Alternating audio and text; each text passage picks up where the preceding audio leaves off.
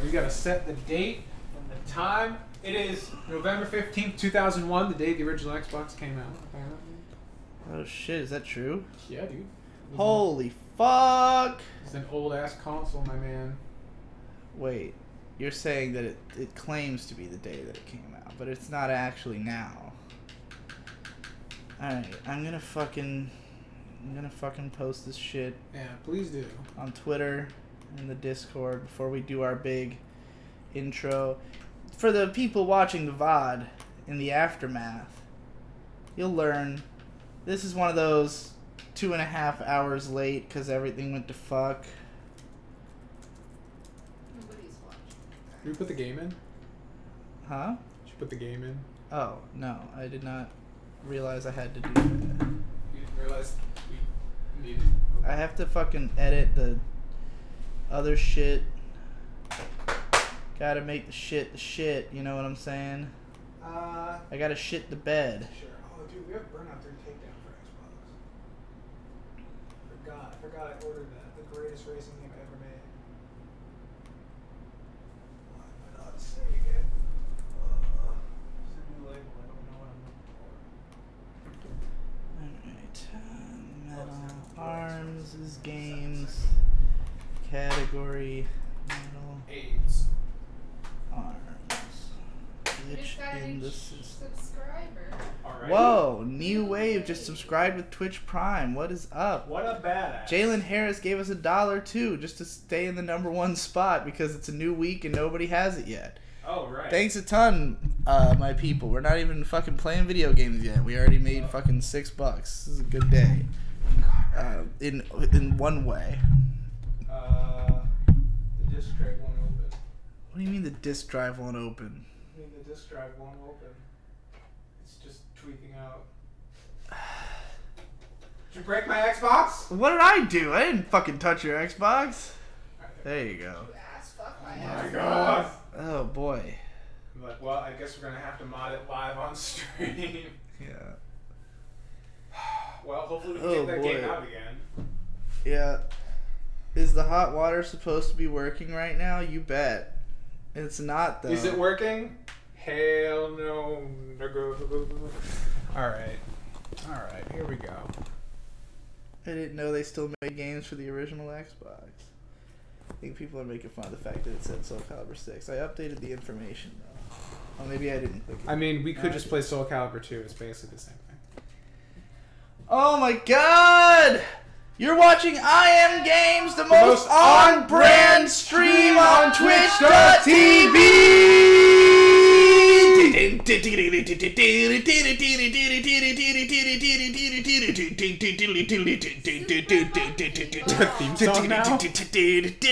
No, it's just a Slipknot song. I was gonna say, if you're just coming up with that off the cuff, I'm kind of impressed. I can do some pretty good off-the-cuff riffage, but usually I'm like, Who's gonna be the first time person to make shit, us a you know? theme song? That's the question. I'll do it right now. I am games.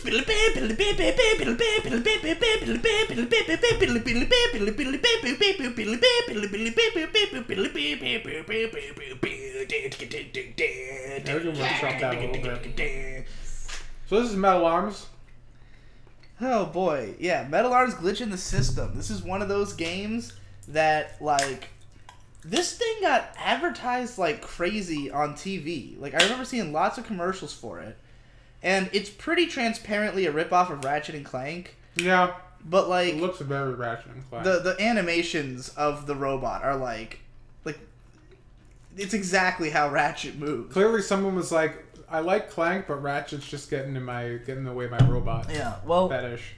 The difference is that Ratchet and Clank was more of an action platformer. This game is just like a third-person action game. That, like, it has platforming as an element of the arenas, but it's more about, like, big open arenas where you just kill shit. And it had, like, an edgy presentation where, like, you swear and stuff. It was rated T for teen, you know. It's like what Ratchet ended up becoming for a while.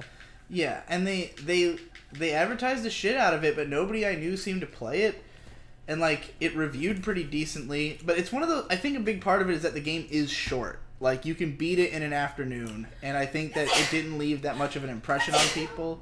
Like, there's not a lot of variety. It's like, you go and you kill shit, and then it's over. And it's like, yeah, that was fun. It's very much a blockbuster rental type of game, or a bargain bin game, which is what it is now, you know? But, like, as that, it's great. If I remember correctly. We're going to find out. You've played this before. I've never played this. Oh, you've never played it? I've never played Metal Arms. I've heard great things about it. People sing its praises. I literally rented it from Blockbuster. Me and Victor played through it. I think... Is there a more doomer statement than I've rented an Xbox game at Blockbuster? Yeah, it's pretty fucking doomer. Doomer. Doomer. Doomer. Doomer. Move this camera like this. Somewhere on the outside. It's outside. Doomer on the inside. Alright, we got some robots. Alright, that was not the best camera adjust I could have done. So there's just like a world of robots? Is that like the whole... Yeah, it's everybody's a fucking robot in this game. It's a robot game. Is this me? Am I dying? I don't know, dude. I don't remember the plot. I played this game probably close to 15 years ago. That's how old. That's how old. I don't need to remember that. Actually, it was probably 2004, so like 14 years. Every comment is nuts of steel. Alright, is that like the catchphrase for this game? I think that was in the commercials. Like nuts as in, you know. I get it. Yeah. I got it. Spelled with one T. Single T nuts. It's an all nuts. That guy's got like that voice. The sergeant voice, you know. Yeah. Oh shit. We embrace character stereotypes in Metal Arms Collision Resistance. Whoa! Whoa! Strobe lights. Will the hot, Waterman be making an appearance tonight? Who knows? Could he become games? Yeah, could he become one of us? If it was some like late 20-something girl, was like, oh yeah, dude, I remember I rented this game from Blockbuster. The guy was old, who came earlier. He's definitely a boomer, but he did say it's just a prank at one point, so maybe he knows some young people stuff. Whoa. Yeah. Should I skip this? Does this matter? I don't give a shit about all this. Dude, this game has like paper thin plot. It's very like. I cannot skip it, so I guess we're well. watching it. The extent to which this is a like carbon copy of Ratchet and Clank. I feel like I'm playing Ratchet and Clank right now. It's really astonishing. Okay, so question then. Yeah. Why does this game have a cult following? What's its unique identity that make people clamor to like it now and want more? Like I said, whereas Ratchet and Clank is an action platformer, this is just an action game. Is that enough? Yes, because it's like you play in like huge open arena spaces for the most part. It'll be like you're dropped into like a huge canyon, and then you just gotta like fight, like do different like I don't know how to describe it. I think like it doesn't play like Ratchet and Clank. Like it controls like Ratchet and Clank, but the level design is nothing like it. Is it like Mega Assault, where you're just kind of in these big spaces? No, not like that.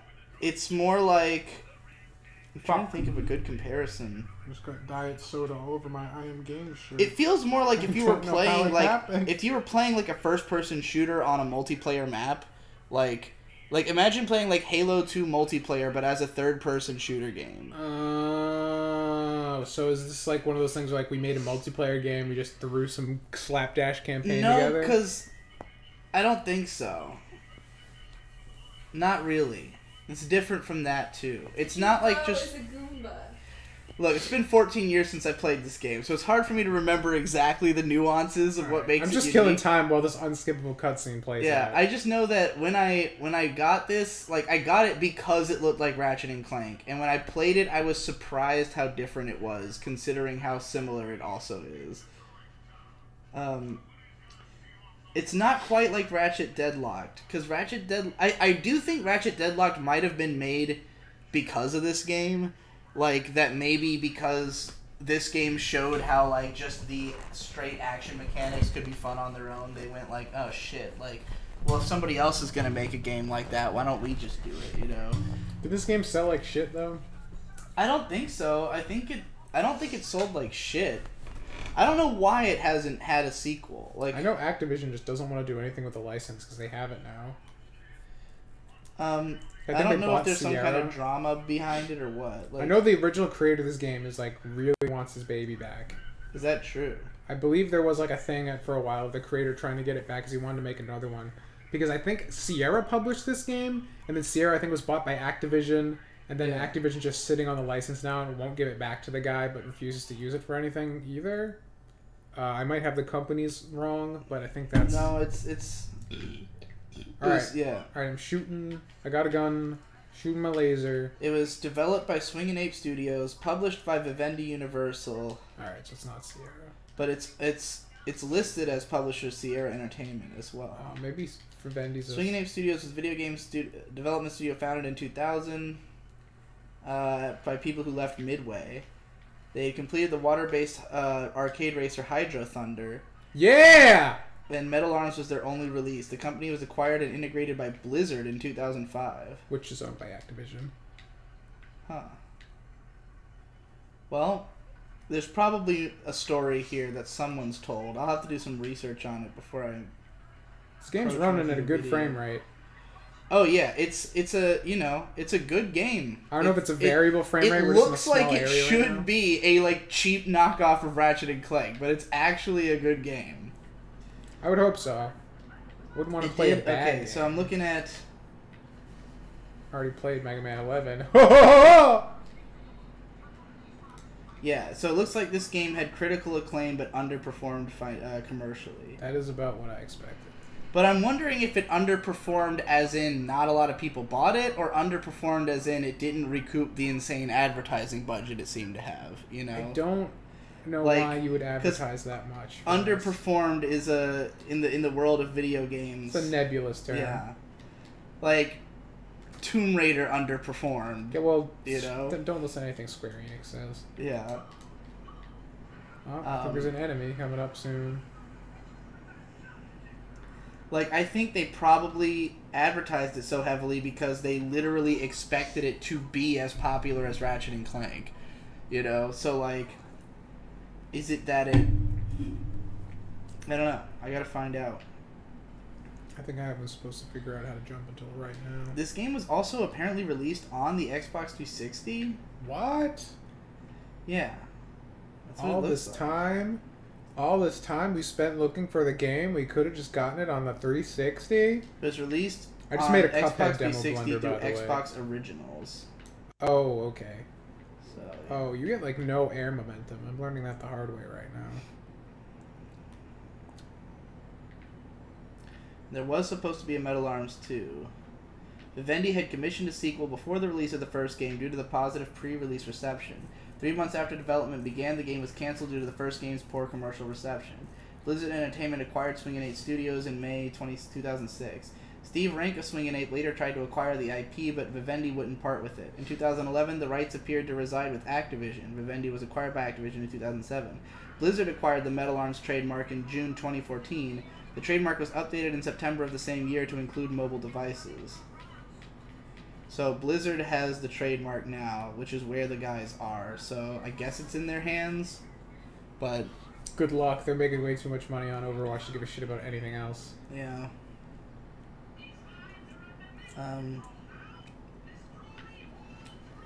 Yeah. So anyways, Fuck you, purple robots. I'm gonna look through the chat now and read some chat stuff. I'm out of bullets. I Am Games back at it again with an awful looking game. What are you talking about? This game looks great. What do they mean? Like graphically or just gameplay? I don't know what they mean. I need clarification, faggot. I mean, everybody else is like underrated badass game. This already looks like the greatest shit ever. I don't know if I'll call it the greatest shit ever, but it's definitely on the upper echelon of good shit. Warning, this game can get challenging. I mean, I beat it when I was 14, so it can't get that fucking challenging. At least not on normal mode. I've found that I've gotten worse at games as time's gone on, so... I've gotten vastly better at games since time's gone on. I am definitely the best at games now that I've ever been.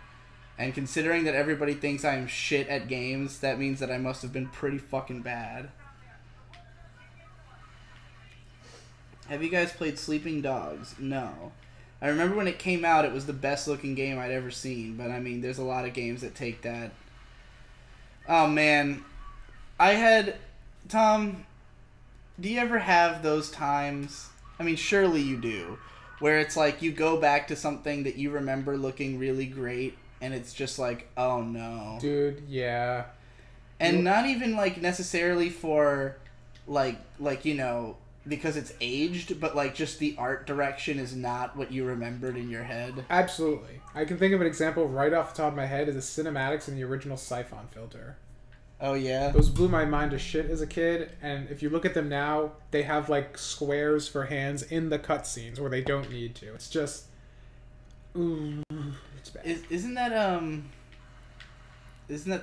a David Cage game? Or am I thinking of something else? No. He had a game with a name like that, right? I don't know. Siphon Filter is like a third-person shooter game. The claim to fame for me was like you had a taser as a weapon. What console was it on? PlayStation 1. You had a taser, and you could like burn people alive by electrocuting them to death. That was pretty fun. So, are you like a mining robot, or is this just incidentally in a mine? Whoa, this is some weird movement. This is bizarre. All right. right Then. That was a thing that happened. Break them crystals. Can I? I assume so. Oh, you do have a melee move. Yeah, I found it. Try shooting them. It says X. Change cartridge. I don't know. I'm assuming they're like supposed to be saying things, and I'm supposed to know what I'm doing, but I can't hear shit. Well, wait. Advanced settings. Nope. I can't turn on subtitles.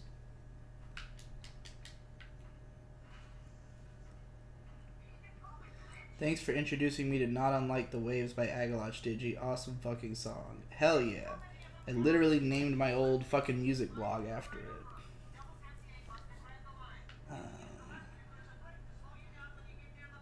It has kind of Halo vibes in its level design. Yeah, I could see comparing the levels in this game to Halo. Obviously beyond this, because this is like a tutorial-y.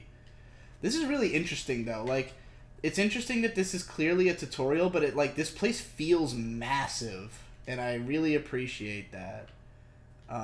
Like, usually tutorials feel like you're in this tight little closed space, and that's why they're boring.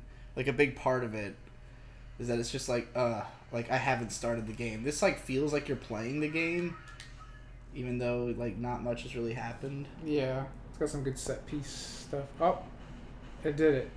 Oh, well, I guess that was the training level. Hydro Thunder. Choose your track. Greek Isle. Choose your bow. Was Hydro Thunder ever on a console? It was on Dreamcast, Did PS1, somebody, and N64. somebody snipe your crosscode video? I mean, did they do good? It's not really sniping me unless they did, unless they said everything I would have said. I intended to do, like, a full-blown crosscode video, which is why I'm taking my time. Well, I just haven't beaten the goddamn game yet. And it's like... So, you guys should talk about why the stream was late. We will. Don't worry. I just wanted to catch up to chat, which I have now.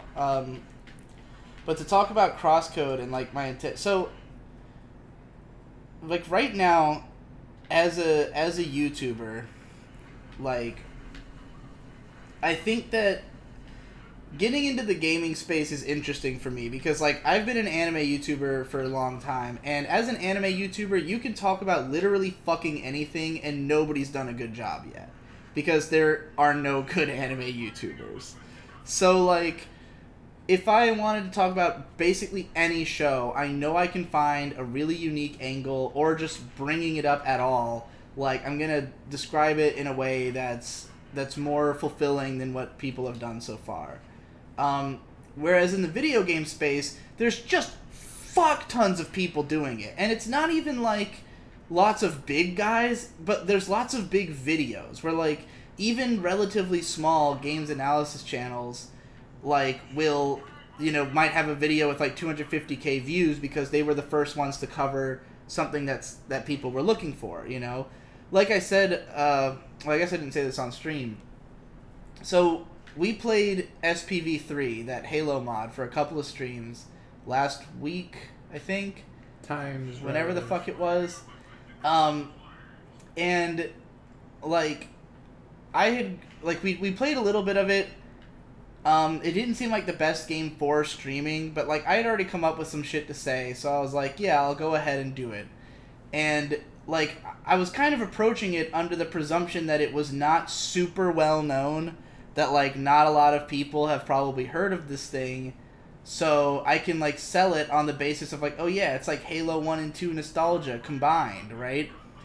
And then I went and, like, I wrote the script, I had Tom voice it, but then I went and actually looked at other videos about it. Like, I searched SPV3, and there's already, like, several huge videos that basically say exactly what I said, but with even more detail, because they're from people who've actually, like, played it more. And there's, like, I at one point compare it versus the HD remake. There's already a video that's like, which is better, SPV3 or the HD remake? And he goes through, like, every aspect of both and, like, into detail. Like, SPV3 is super famous among Halo fans. Like, it's been around for, like, 10 years. There's been tons of versions of it. Like, it's really well covered. People have a lot of detail about it. And then I thought about it, and I was like, well, then, the kind of people who are going to be looking for this video are going to be Halo fans, because the average consumer doesn't give a fuck about Halo, and if they do, they'll probably say, oh, well, this looks ugly. Like,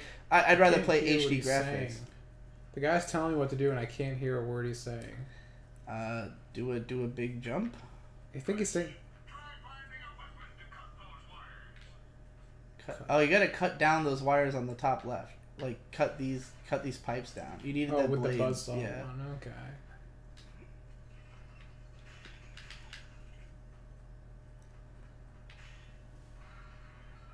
There's also 2 on the side that you're on. Yeah. Wonder if I can line it up. No, too gay. Anyway. So yeah, like, so I was kind of like, all right, I feel like, in our video is just like, was just like a 5-minute little thing that was just kind of meant to be like a, hey guys, have you heard of this Halo mod? And it's like, I know the response would be like, yeah, of course we've heard of this fucking Halo mod. Like, you've added nothing to the conversation, I think you severely overestimate what people are looking for in YouTube videos. Most people are not Digibro. I don't know. I feel like gaming YouTube is very different from anime YouTube in this regard, where, like, in my experience, like, even with the videos we've made, some of them, like, the people who responded to the video seemed like they knew more about the subject than I did having made the video. Was there, like, a time limit? Did you just, like... No, I threw a grenade and... Oh, you blew yourself up? Completely underestimated the AoE of it. Yeah. How much for a signed Tom and Digi I Am Games shirt? It's apparently $10 extra. Yeah.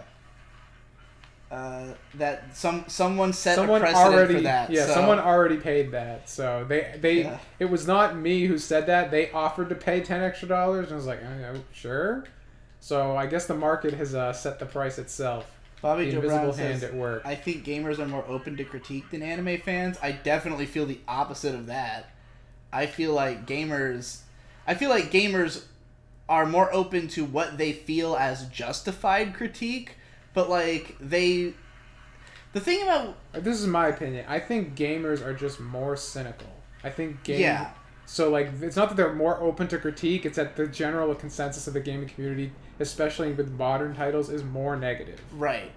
Like, it's just anime fans... The problem with anime fans is that most of them are new. And, like, even if they've been watching anime for a long time, they don't watch that much. Like, a lot of people will call themselves anime fans when they've only really seen a handful of shit, and they don't really have a lot of grounds for comparison, because a lot of great anime just goes completely under the radar. And, like, to the average seasonal watcher who only watches like the shit that gets really talked about, which in my opinion is usually awful, like those people don't understand where I'm coming from when I talk about like what's good. Gamers have a much better sense of what is good. Like they know everybody's played a good game, you know? I think it's because with video games there's just a more objective standard. Like if something doesn't play well, like you can't have there's a much narrower window for subjective taste on game feel. You know, if something is inherently broken, it's definitely narrower, though. I think that's exactly why I feel differently from what this guy is saying about being more open to critique, because with gamers, like, the consensus is held in higher regard, I feel as though if you really go against the grain on the popular opinion of a game, you have to really justify yourself. Yeah, and, like... for sure. And, like, it just seems like... I should, like, cut the thing first and fight them up close. I mean, you have to consider, like, think about the response to Jim Sterling giving Breath of the Wild, like, a 7 out of 10. Right. Well, I where mean, he's, like, ass-blasted, you there's know? also, like, you're also dealing with this Nintendo fanboys up the wazoo there, and they're a whole Right. other level of But, fucked.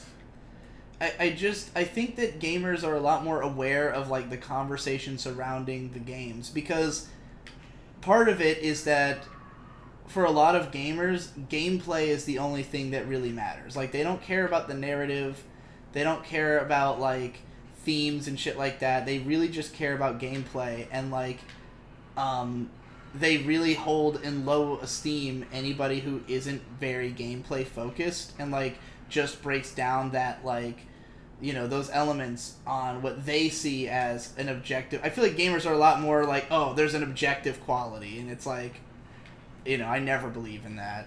So, I don't know. I feel like getting into the game space is more challenging because there are not just so many voices doing it, but so many that resonate with what gamers are looking for to talk about. Like, I didn't feel like anything I had to say about SPV3 was unique as compared to other people covering it, you know? My writing might be better than theirs.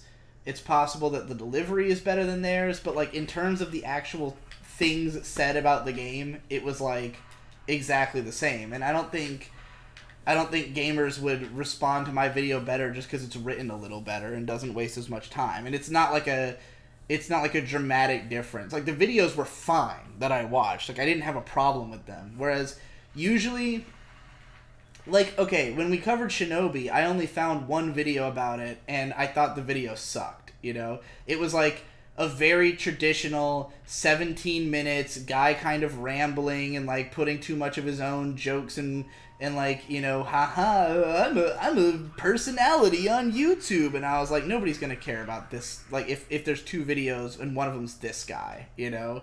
But, like, if there's people who are, like, legit Halo fans who have, like, more credible things to say than us, then it's gonna be like, well, why should we watch your video when there's already other videos that are gonna come up first if you search SPV3, you know? Like, we're never gonna become the top search result if there's already good content about it, you know?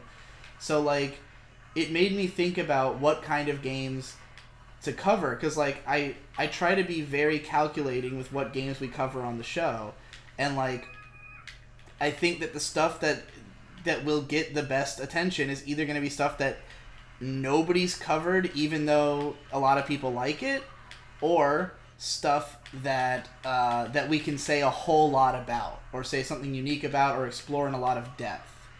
And so the question is, like, which games fall into either one of those categories, you know? And, like, Crosscode is a game where I feel like I can say, like, a lot about it. Like, I was planning to make a relatively long video, but at the same time, I don't know if that is wise at the current status of our channel to, like, spend a lot of time on a video about a game that, like, not a lot of people have even played or talked about yet. In a way, I'm glad if somebody else has covered it first, because it means that they might get more attention to it before I cover it, you know? It's true. Like, being first is a good thing when the game is something that everyone's talking about. Being first is not necessarily good if nobody's talking about the game and you don't have enough clout to make people care about it, you know? Like, I Am Games, if I Am Games had 100,000 subscribers and I made a video about Crosscode, then I might, you know, by virtue of the channel being popular, draw attention to the game. But right now, we're kind of relying on the games to draw attention to us. I got tired of talking in the middle of that. I'm sorry. I'm sorry I get so into talking shop on this show. You seem pretty engrossed, though. It's okay so far. The weapons don't have a lot of kick to them, at least these starting ones, so like combat feels kind of flat. Bullets have meter, use it wisely. Yeah, I've noticed. Why is Mark almost never on screen even though he's always in the room? Mark doesn't want to be on screen when it's not necessary. I hate, like, part of the reason Unlike us, Mark values their privacy as a human being. Not even just privacy, but like when you are on camera, it's like everything you do is visible. So like if I'm picking my nose, you're gonna see it, you know? Like if I'm trying to do something unrelated, like I would consider it distracting. Like Mark's over there playing Pokemon right now. Like wouldn't it be weird and distracting if somebody was on camera just playing Pokemon and completely ignoring what's happening, you know? I would think that was weird.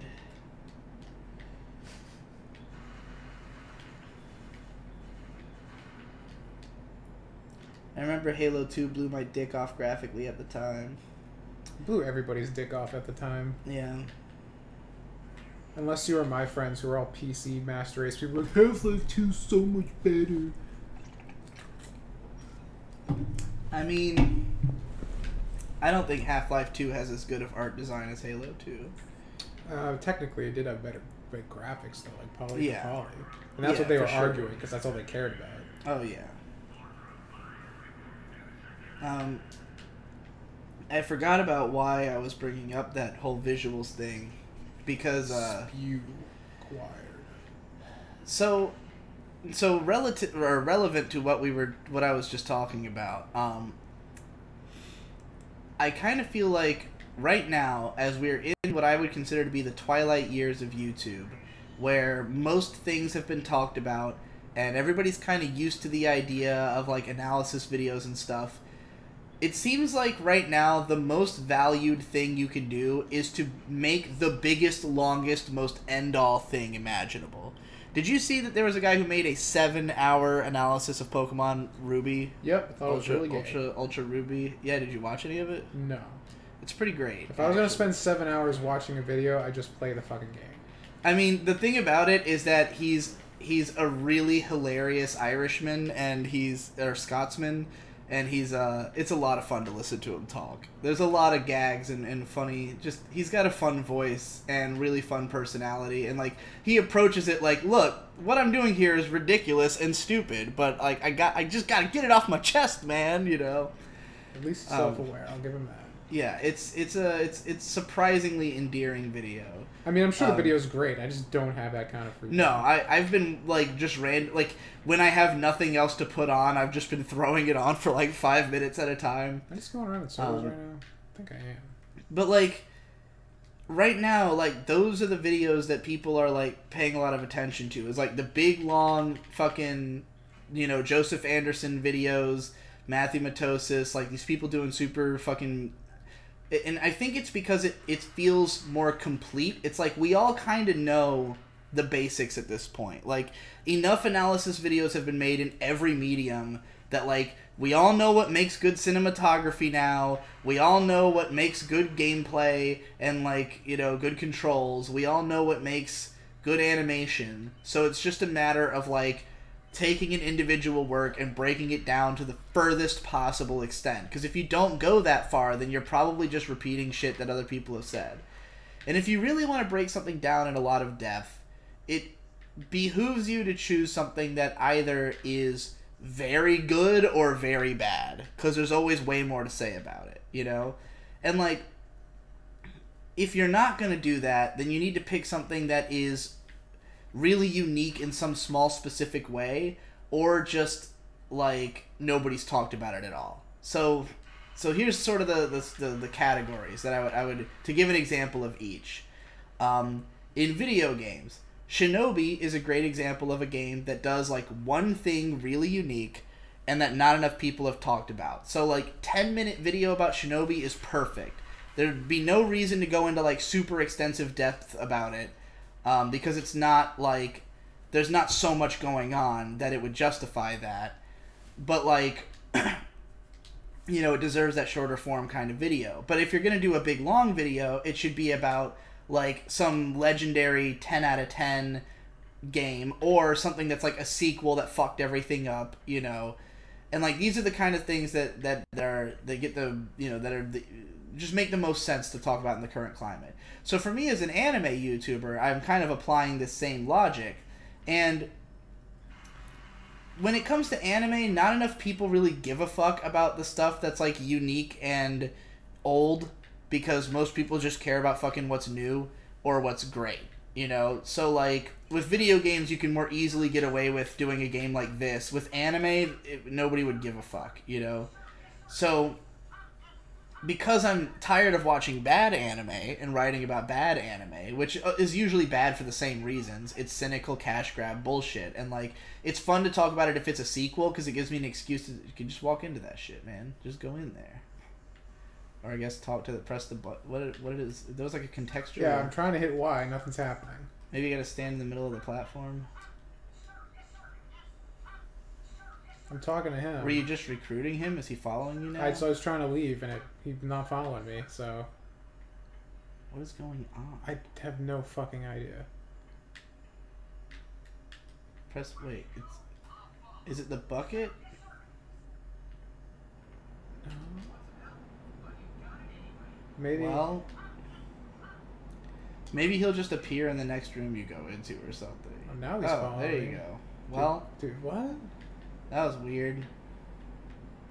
You keep getting like a reticule on something. I think it's these things. Oh, okay. Anyway, so in an effort to find like which anime are like worth covering at that depth, I'm like, let's watch the classics. And like part of what put this in my head was watching Log Horizon, because there's like, I could go on for hours and hours about Log Horizon. So I was like, clearly the kind of shows I should talk about are the ones that I can go on for hours and hours and hours about. So I became interested in like revisiting anything that I at some point like considered a really great show.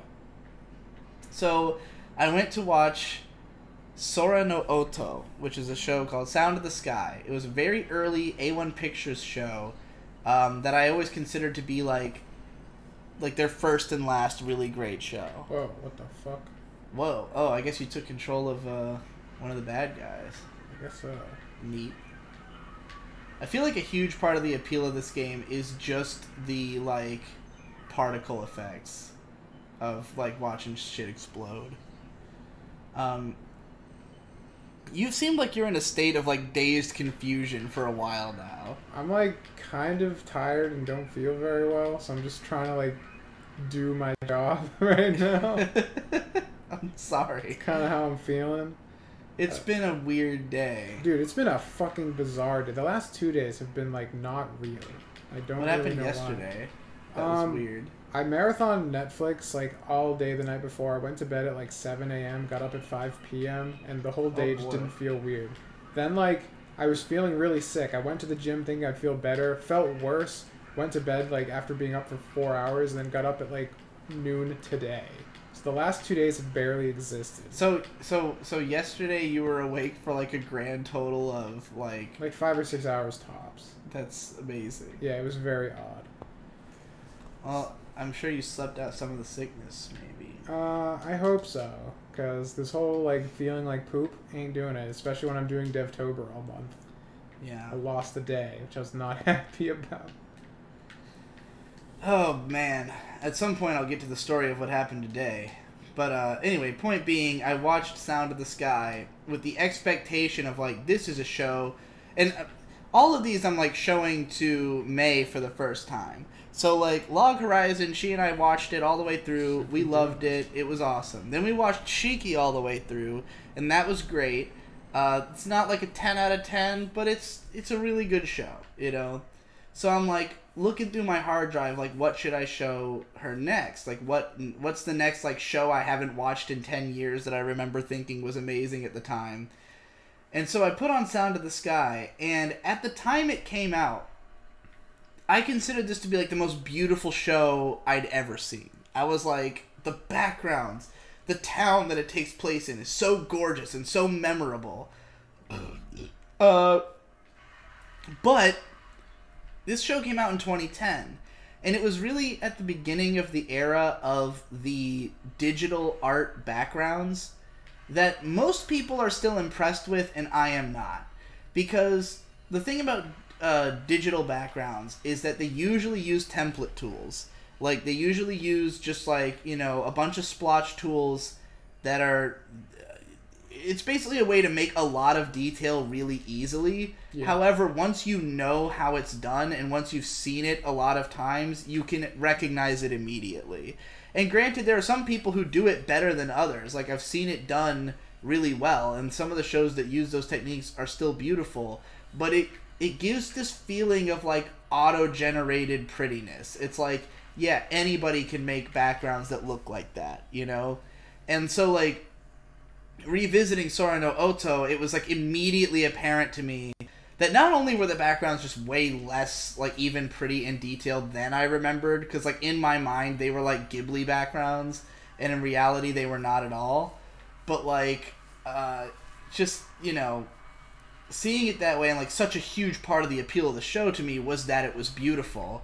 So to realize I didn't think it was beautiful anymore, it was just like, oh, I don't even want to watch this anymore. You know, like, this doesn't even feel the same. I'm sure it's still a fine show, but it's just like, there's no way it was going to live up to how I felt about it 8 years ago when I, like, thought it was heart-stoppingly gorgeous and, like, they had put so much effort into the backgrounds. And, like, granted, the art design is still interesting. Like, it's clearly based off of, like, a European town, and I'm sure they had to do some, like, location scouting and stuff to make it, but it just didn't stand out the way it did in my memory. That's what all that build-up was to get to. I was gonna be like, didn't you start this story, like, fucking, like, an hour ago? It feels that way. We've only been going for 40 minutes. Oh, God! I didn't realize those gates opened up. So, not gonna lie, did you? I'm feeling like a solid 6 on this so far. Yeah, it doesn't look amazing so far. Although this is not what I remember the bulk of the game being like. Because you haven't really gotten to, like, a big arena area yet. It's just been, like, weird... That's not gonna help, because the gunplay is definitely the worst part of this game so far. Yeah? Every gun feels like a wet fart. Well, maybe this game is just misremembered by people who only played it when they were kids and didn't care about game feel. Maybe the guns will get better as my arsenal, because my arsenal's increasing at a rather steady clip. I'm up to 3 guns now. But yeah, these ones so far feel kind of shit. And I mean, I know this game is very short, so like. All right. I'm willing to keep pressing on, but I was expecting like an 8 right out of the gate. Yeah, I'm not. No, dude. Believe me. Watching you play, I haven't really been feeling it. Like. But it also looks nothing like what I remember. But what I remember also is that, like, the big arena area I'm thinking of, you have to do, like, 3 missions in a row in it. So I'm thinking maybe this game is just a pile of ass that's been, like, misremembered as great. I certainly hope not. Discord has been promoting Crosscode to me. Whoa. Discord promotes games? On the main screen, sometimes it does. You're not. Why are you shooting me? What's Tom's current project? I'm working on a 2D action platformer. There will be a demo out November 8th. Patrons get exclusive access to alpha builds, patreon.com/PlayStation2.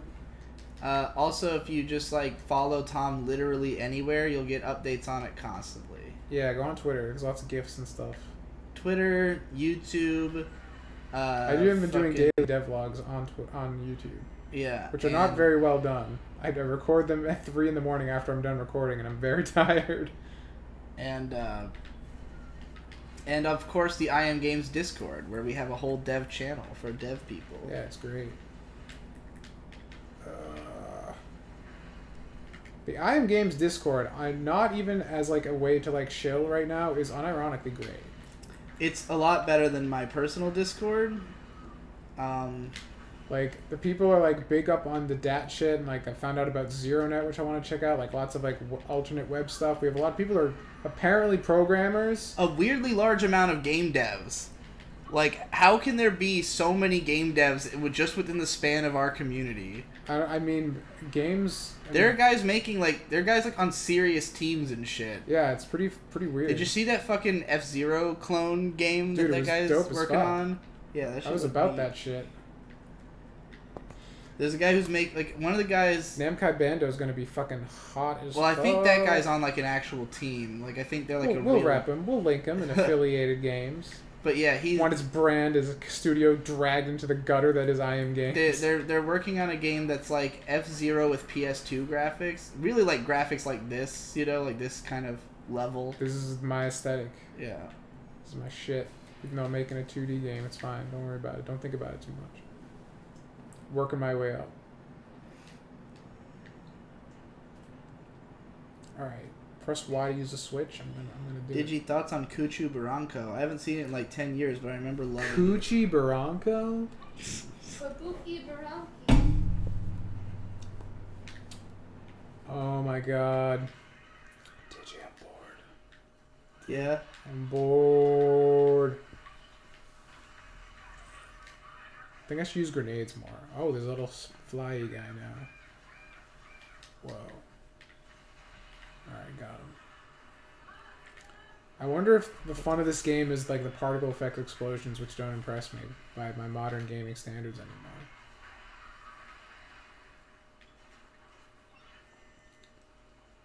I don't know. Why are you never on the PCP again anymore? Literally, I just don't remember. Like, I wake up pretty late. Like, today I woke up at 3:30 p.m. If there had been a PCP today, I would have just slept through it. There was a PCP today at 6. Oh yeah, well there was a PCP bonus episode, and I've like never made it to those. I think I've been on like 2.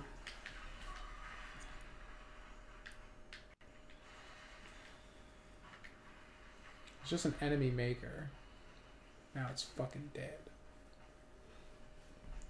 Alright. Ritu Zizik says, or Zixiz says, I really like the devlogs. Thank you. I will probably start doing them weekly once DevTober is over. World says, honestly, the Discord is making me kind of want to try making a game myself, even though I have none of the skills needed. Dude, you don't need any skills to make a game unless you want to make a real-ass game. All you need is RPG Maker, like me. You should do that. What was that thing that I linked you? Fucking the text to make like an interactive novel. Like it's Yeah. It's just in English. You just like have windows that let you make choices. Right. It's very. I don't remember That's what a it was game. called. Like there's a lot of like easy baby mode dev tools you can use. I'm to using make one of them video right now. I'm games. using Construct 3. It's super simple, but it's pretty flexible as well. I think I'm just going back where I came from. Selhar says a lot of hardcore programmers are game devs. A lot of furries are hardcore programmers. A lot of furries like anime. A lot of furries like you. Thanks for coming to my TED Talk. I mean, yeah, furries are the common denominator. Hey Tommy, have you thought about using your 3D and animation skills to make a music video for Digi? I've thought about paying him to do that, but I don't have the money. Because it would cost a lot. Yeah, I don't know if my animation skills are up to par yet. So you I save think up money, I'll save up skill. I think you could make a video as good as the one M.Dot made for MSI. Yeah, probably at this point. But it would probably take a while, and that would cost a lot for me. It would. I would charge a fair Because, amount. like, you know, the thing about doing commission work is any of us could do it. Just a time sink. It's just, do you want to? You know, like every. If I could stomach doing commission work, I could probably make a very decent amount of money at this Dude, point. anybody who enjoys doing freelance work, they are, like, Blessed. yeah, they're definitely blessed. Because, like, if you are somebody who can only work on art because you're inspired to do it, you're fucked.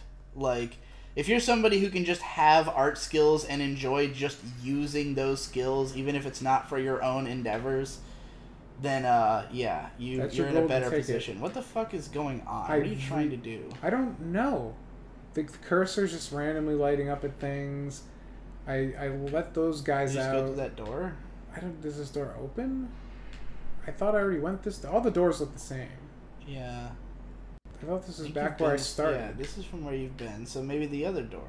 But the other door is also where I've been. I don't know how both. Yeah, because this is where I was before. Is there any kind of map? Is there anything on the start screen that tells you what to do? Information.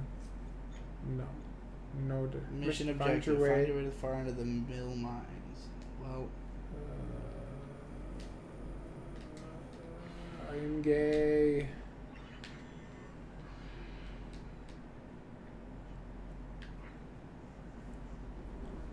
Maybe this door.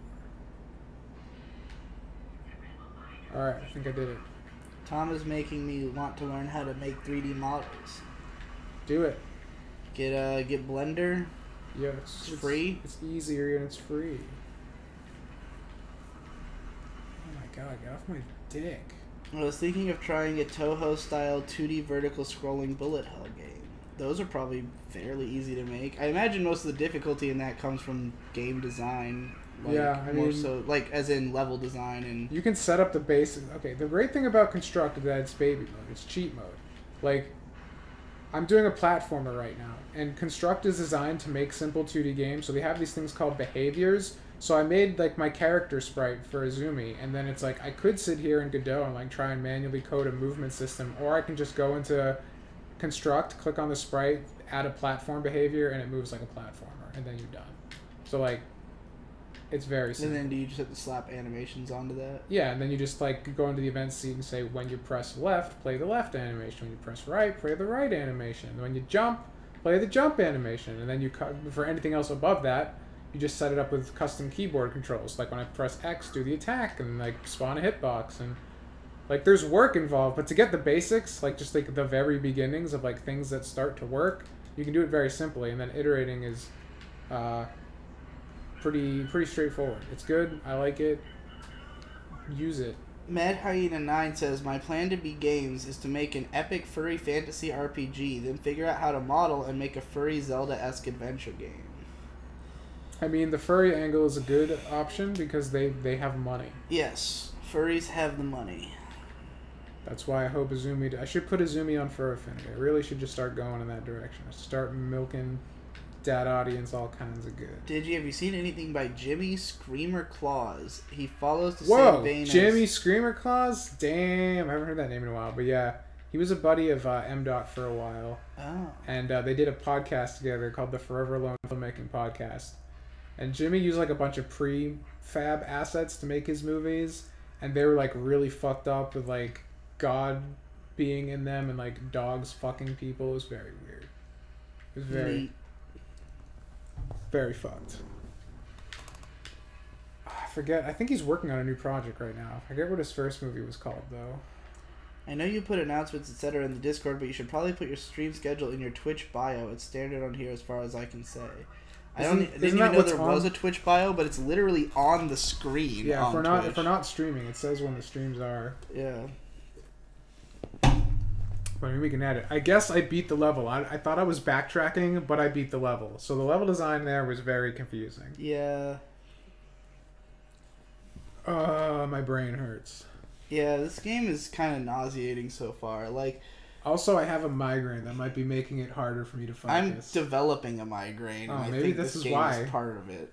Like the like pulled in camera angle, the like constant lighting shifting. That's what I find the most nauseating. Is that like the game is always set in these dark places. And this is like a very Xbox aesthetic, is to just have like lighting shit everywhere because it's like, oh dude, lighting. Yeah, we can do lighting. It's amazing. But it's like, it makes me want to vom. You know, a game like And holds this was up. like a multi-platform game, anyways. So That's true. They shouldn't be wagging the Xbox stick around as much as they are. If you play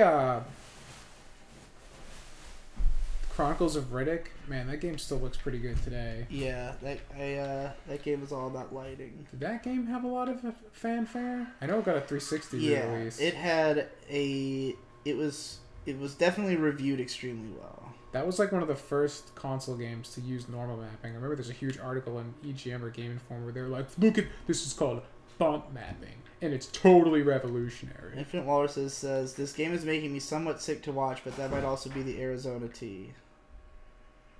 Horrible Bull says, I've noticed a lot of frame rate drops. Yeah, it's definitely a variable frame rate. The thing I like about Unity is that it provides a basic environment I can direct with my own code. I mean, that's most game engines. But yeah. That's a good thing with engines. You don't have to worry about creating all the, like, fucking low-level shit. Tito Kaslim says that sharp stop and go console aiming makes me realize how much Splatoon has spoiled me. Oh, I guess I can't go in the water either. Is he like? Do you in Splatoon? Do you like use the motion controls to aim or something? Yeah, you have the you move the analog stick, but you can also finally adjust with motion controls, which I immediately turned off because I thought it was gay. But everyone's like, "Oh, you can't even play the game without them." I'm like, "Oh, okay." Like, you're not even good. I'm like, it sounds like a nightmare. Apparently, people love it. Anything that requires me to move my arms while I'm playing a game is not okay. Yeah, these guys are just fucking wrecking me. Maybe I was supposed to use grenades. Okay, grenades are like way more important. If it was, it says this isn't nausea. It's just really annoying to watch and makes me feel claustrophobic. Oh, I guess we're making everyone upset. Oh. Beamer Boy says this game looks kind of shitty. How are y'all liking it? Not that much. No. Not nearly as much as I remembered or expected. I definitely remember this as a game that, like, the first few levels were one way, and then eventually you get to these big open arenas, and, like, it keeps you in this one area for, like, a while. Like, there's, like, a few missions there, but that's where it's really fun, because there's, like, bounce pads and shit, and, like, I'm really wondering if both mine and the cultural memory of this game is just that level, and if the rest of the game is just shit. I don't know. Because I don't feel like... I'm getting fucking ass blasted This by isn't these a game guys. that anybody's done, like, a retrospective on or anything, so I'm feeling like maybe... We were all tricked. Yeah, like, maybe it's literally people just, like, have a recollection of it and, like, nobody's gone back and tried to play it yet. Right, until us. Maybe it's possible.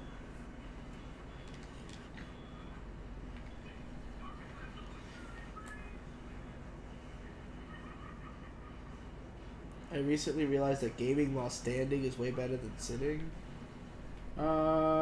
Maybe? But how long can you stand for? I don't know, man. I don't think I could stand that. I'm just skipping all the enemies, because, like, those tanks are not killable. And your starting gun does no damage. Like, literally zero.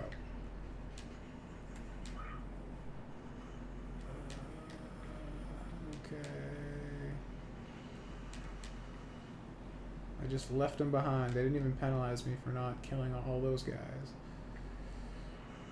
Oh, God, again.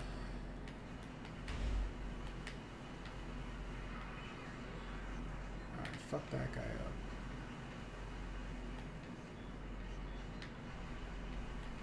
Fuck that guy up.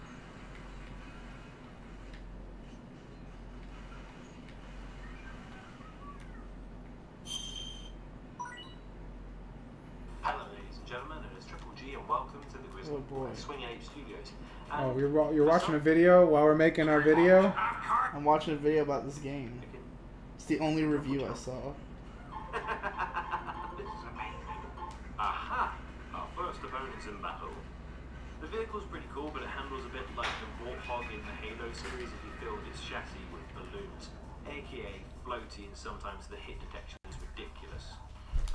Doesn't fill me with confidence for the things to come. Oh wait, who's that? While doing this, Glitch crashes onto Iron Star and Scale. Does he give it a score? Responsible looks like Sierra was the publisher. Didn't really like how many units were being sold. Baffles the mind. I mean, there's so many weapons, so many interesting variants. Top comment. This is an extremely underappreciated game. This is one of my favorite games growing up. I'm surprised you didn't mention the similarities to Ratchet and Clank This is my first video I've watched and I'm already subbed. Your humor and gaming intelligence is phenomenal. I look forward to watching a lot more. Great channel. I don't know. The video seemed pretty fucking hacky. This is what I mean by you're expecting... You think way too much of the gaming public on YouTube. If you're not operating under the assumption that everyone's retarded, you're doing it wrong. I just don't want to have to edit Halo footage. Oh, that's what it is. Could have just led with that, and I'd be like, that's understandable. Yeah. Just like have one unending clip of like the Halo level, like the one that everybody knows about. Right? That's what people want to see anyway. They want to see how the game's different from the one they remember. So just do a cut of that and just have the level. It's 5 minutes. It's fine. I'll fucking do it. I don't give a shit. I already recorded it. Might as well bring it home. I'll do it. I'll do it for you, Tom. You don't gotta be a YouTuber. I'm really trying to do my best to make I Am Games in such a way that doesn't require you to be a YouTuber. Because I know that you're running away from that life. Oh, yeah, I am. It's fucking gay and I don't like it. And so the results of my week off from making videos. Oh god, has your resilience for making videos dropped dramatically? No. It's the opposite. It's like... You just want to make videos? It's in your blood? It's kind of a bit of that, and also, like, I realized... Okay, so what inspired me to make that decision was M. Strange had made this video about, like, that he's working on his current thing he's working on. And he was showing, like, all these notes and, like, notebooks full of shit, and, like, it looked like a lot of disorganized, chaotic, random shit. And I was like, that's kind of what it looks like when I try to put something together. It's like notebooks and notebooks of lists and attributes and random stuff that, like, it's like I go, much like in the way that I speak, when I create something, I go all the way around the point before I find myself into the juicy center of the point. You know what I mean? Yeah. Like, I have to do every detail surrounding the point first. So his video made it look like that was kind of how he was making things. And I was like, you know what? I'm so good at doing things fast. Like, I've proven I can do videos in a second. And I've been doing them constantly. Like, I've been making tons and tons of videos for I Am Games, for my regular channel, for all this shit. You know, doing SAO Weekly, getting the stuff done for the... Oh, fuck, I forgot that Devu had finished part 3 of the Steins Gate video. And I haven't even had time to watch it because I've been dealing with this hot water bullshit all day. So, fucking... You know, I've been working on videos and shit, trying to get shit done. Whoa. And I thought, well, surely I can just translate that speed to my art, but, like, what I need is to know, like, to have something concrete I can just start working on, you know? And, like, because of the fact that I did that comic where I did, like, a 13-page storyboard in, like, a day, I was like, well, clearly I can do this with other modes of art. The problem is that I don't necessarily think creatively in the same way, where it's not always as simple as, like, just have the idea and fucking grind it out, you know? It's like the thing I'm trying to build is too far away from being in a state where it's just like something you can grind at, because right. there's well, like, I mean, that's the creative process. Yeah, like, there's so many moving parts and I don't want to force any of it, you know? Like, sometimes you have to. I just don't, I mean, like, it hasn't gotten to that point yet. It's like, I've been naturally having ideas at a fairly regular clip, and, like, the last thing I want... Well, no, ideas are not the hard part, but what I'm saying is that the nature of this story is such that I need to have, like, a pretty solid idea of everything in it before I can really create any part of it. I don't think that's true. I think you could definitely do more of a stream of consciousness approach with what you've been talking about so far. To certain elements of it, but okay, what I want this thing to be is I want it to be, like, deeply interconnected. I want it to have a lot of, like, I want it to convey a certain meaning and a certain depth. And what I'm afraid of is if I were to sit down and just, like, try to come up with all the characters for it, I'm gonna end up making a bunch of, like, bullshit hackneyed characters that were just, like, because I was doing them in a list. Whereas over the days, I've like been inspired to make up characters like one at a time randomly, you know, like Right. I'll have a literally like I had a dream the other night that inspired a character. I like just thinking about my story in a different context made me come up with a character. Like, you know, watching shows helps me to come up with like things I want to be in my story. And like I'm afraid that if I just sit down and try to just grind it out, what I come up with will be less inspired than if I let it happen naturally, you know? And like a lot of the stories that I do have ideas for are the ones that will take a lot more. Like there are some parts of it that can be done quickly, but every time I come up with one of those parts, I finish it immediately, and then it's like, well, okay, like am I meant to now go work on the bigger part, but I don't have enough characters or I don't have enough of the world building done, you know? I will say just be careful of like scope. Because Yeah. I mean, all my projects before the one I'm working on right now failed because I was just like trying to make some big epic thing. Oh, It's yeah. just like it's too much. It definitely is, but at the same time, for me, like, if I'm going to do another creative venture, like, I'm not out to prove anything to myself, really. Like, I'm not out to prove that I can write, because I already know I can write. I'm out to prove that I can make something great, you know? So, like, if it's not going to be up to a certain level of quality, then it just has no real purpose to exist. Like, if I'm just writing something for the sake of getting my foot in the door to a different creative venture, then it's not this. It's like I'm already a creative full time. I already make a living doing stuff. You know, like it's not about writing baby's first novel. It's about writing a great novel that will make people think of me as a novelist, as opposed or like that will make people think I'm better at that than I am at what I'm already doing. You know what I mean? And like, granted, this isn't the only way to it, and I've had other ideas that like maybe this idea needs to be on the back burner while I work on another one. But that's also what's happened constantly, is that I'm always thinking of another idea and putting the one I'm working on the back burner, and like as a result, I now have a million ideas of half-finished projects or 100th finished projects. But basically, the conclusion I came to over the week of not doing YouTube videos is that in the absence of making videos, I will not just fill that time with doing creative work, because I can't do that work fast enough. I can't just sit down and make it happen.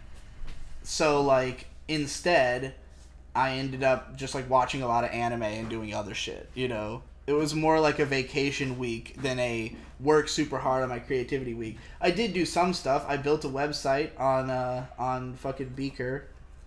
I built a Knuckles fan page, which is part of my story. Whoa, amazing. Yeah, part of my story is here's a little spoiler that might intrigue people to the story I'm trying to work on. One of the characters is a developer of AR technology for the city in which the story takes place, but he is a hardcore Knuckles fan.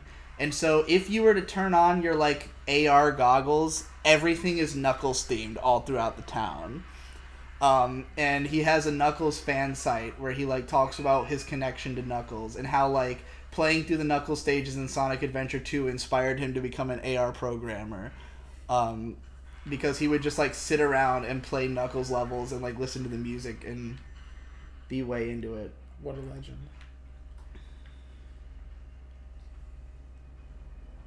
I've like skipped a bunch of this level and it's still taking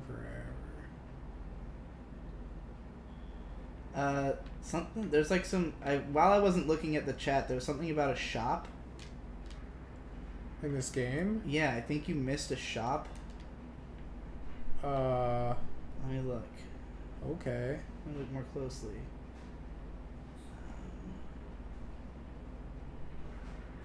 Oh, Funny Bunny 581 says, I found out one of my friends is an anti-vaxxer, and any evidence I try to show them they think is faked. Help. Abandon them. I don't know if abandoning them is necessary, but just... Can you convince an anti-vaxxer? No. I was spawned from one. It's impossible. Yeah, like, the kind of people who are like that are just... They're just unhelpable.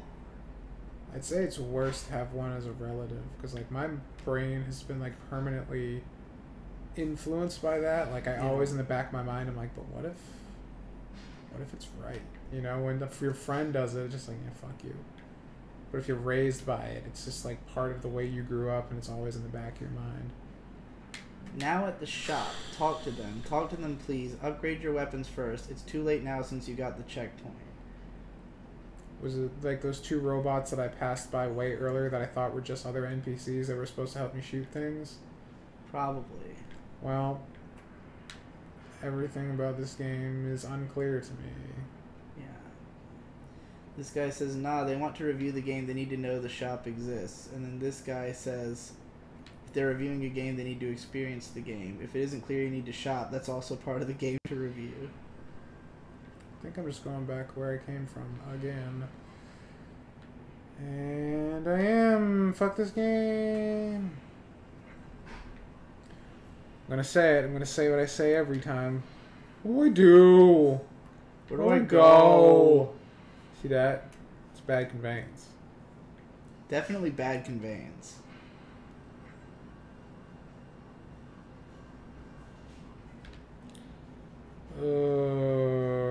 Tom, did you say your dad was a writer? Would you recommend any of his books? Yeah, his books are great. I don't know who he's being published with right now because he was with a publisher, and then they kind of like sort of closed. So now he's like getting his stuff published by another publisher, but I don't know who it is. Okay, excellent question, Ninja Jeff 50. Does he hate Sonic Boom Knuckles? Yes, he actually mentions hating Sonic Boom Knuckles on the Knuckles Pan page that I made. Incredible. That it's like a bastardization of the idea of Knuckles that he grew up with. So is this like Chris Chan but Knuckles?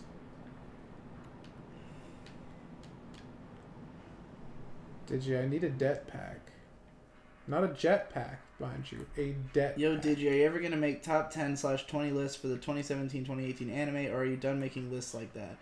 I'd love to. It's just a lot of fucking work. Like, doing the 2016 list, I spent, like, 3 weeks just marathoning shows, and, like, it also makes me even more cutthroat about, like, I mean, not that I'm not already, but, like, you know, I'm more excited to watch shows that I can drop just so that they're off the list. And then at the end, it's like this grueling grind of like marathoning all the shows I don't want to drop. But then some of them are like not so amazing. So like, I guess if I did it again, my goal would be just to not be so complete about it. Because like, I don't know, like, there's a lot of shows where like I'll watch the first few episodes and I'll be like, this is good enough that like I don't feel like I should drop it because it could be on the list, but it's not so amazing that I'm excited to plow through the entire thing right now, you know? I don't think I can go here yet. I think I need a det pack. This is a nightmare. I need a det pack. This game is definitely a huge letdown. All the effort we went to just to be able to play this game. And it's really, it really makes my eyes hurt. I think that And might be why I sucks. got a migraine. Not because I'm tired, but because of this Do you game. want to eat some fucking Advils? I have super Advils I can use. You want to do that? I might have to. I might need an Advil. The worst is when I'm looking at the chat and I can see the game on the side and it's like I'm seeing both at once and it makes my eyes fucking spin in circles. Oh, God. Where's the fucking shop? I need to buy det packs. I'm assuming they're timed mines or something. I think the level Digi is thinking of is like in the middle of the game. It's the city, I think. The level go Mine Canyon, then city, then it's like bases or something. I don't remember anything after that. Yeah, that sounds accurate. The city level is the cool level. Here It's you like go. fundamentally different from. You can play now. You can match your experience now with your childhood. Alright.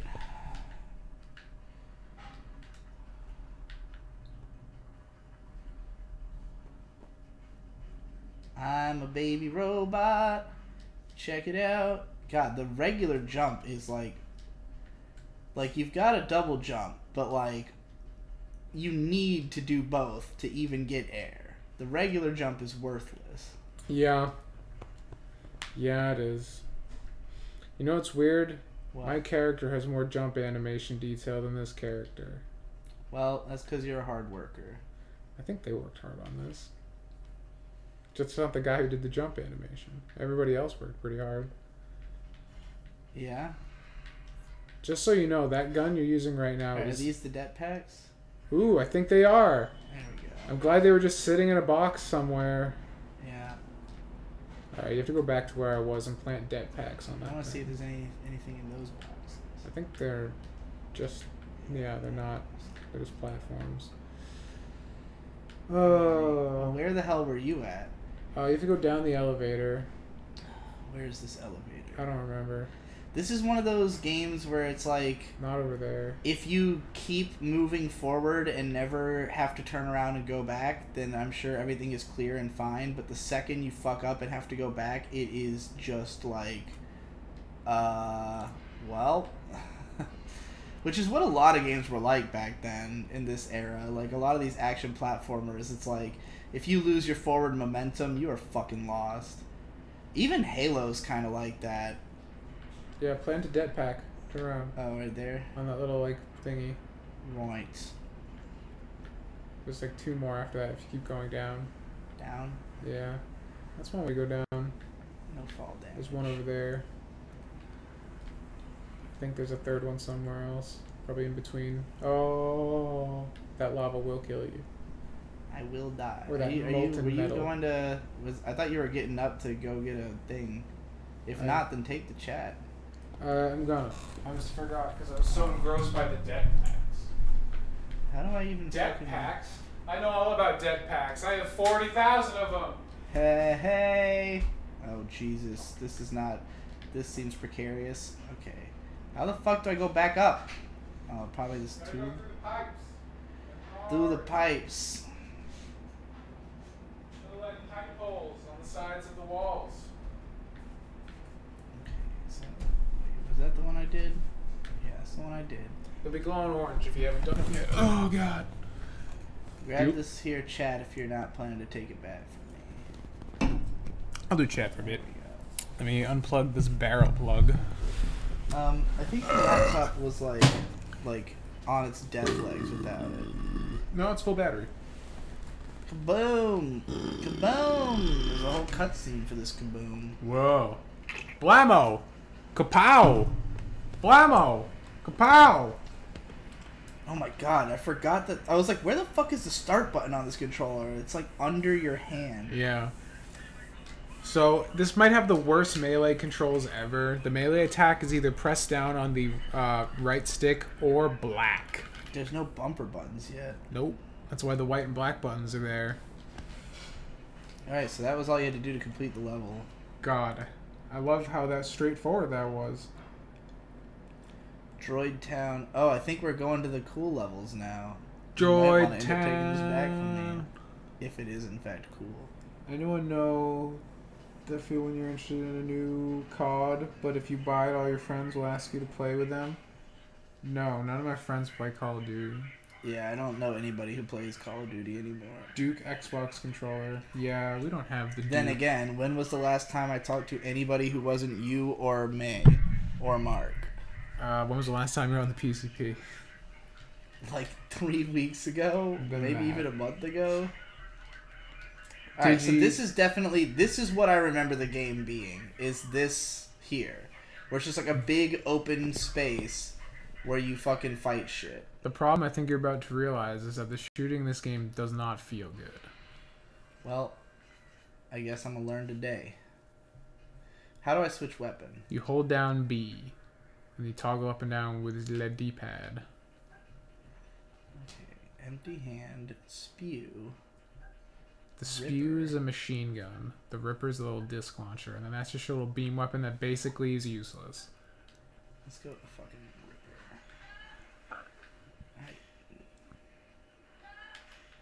What does that sound? Are they making that sound? I think so.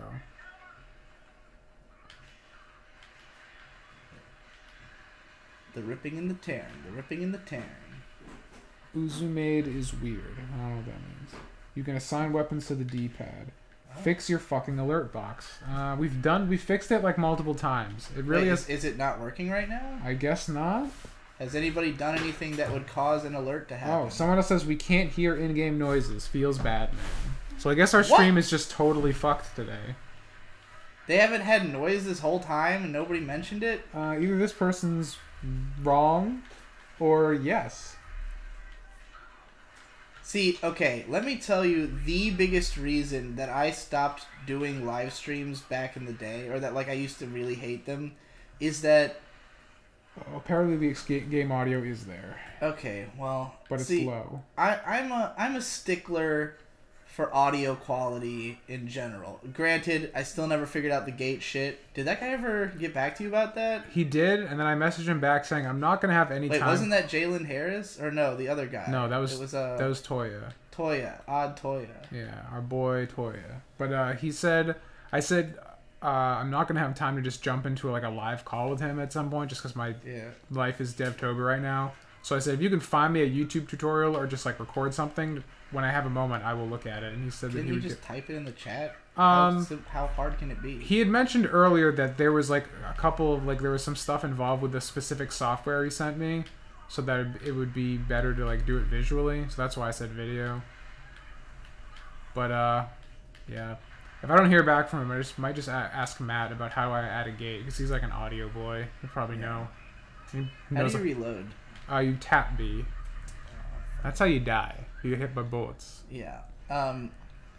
So anyway, I care about audio quality, and like every stream I had done, I had intentions of uploading, but like I would constantly be asking people like, is the audio okay? Like, is the audio good? And they'd be like, yeah, it's fine. And I'd listen back to it, and there'd be like hardcore echo on my voice, and I'm like, no one said anything about this. Like, I can't upload this.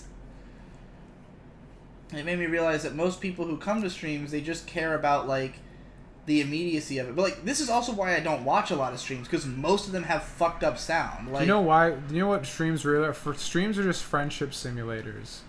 That's all it is. I just can't take fucked up sound. Back in our day, we would just hang out with our buddies and play video games. You can't do that anymore, so you just watch someone play stream. And that's how you feel like you have friends. I need fucking help.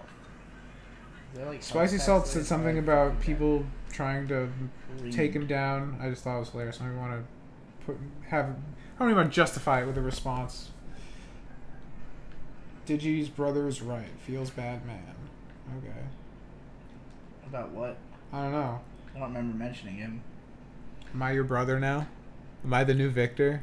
Oh, is that? I don't know. I have no idea. What was going on? I have no clue. Yeah, I didn't know. Koopa Shell 10. I don't know. Digi's brother is Digi. I don't think the guns play feels as bad as you seem to, because the controller rumbles like crazy. It's just there's no feedback with the enemies. They don't stagger or do anything when they get shot. Yeah, that sucks. Like, it's hard to tell if you're doing damage to the enemies. Right. That part is obnoxious. I mean, I guess that they're robots, but I want my game feel over the fact that they're just robots. I think part of the idea is that you fuck up their individual limbs and shit. Yeah. It's hard to fucking target individual limbs. It's me, like, I got a checkpoint after running out of Ripper ammo, which really sucks. Because, just to let you know, grenades are the left trigger, and they're basically how you play this game. Because grenades will kill anything in one hit, unlike your gun, which takes 10 million years.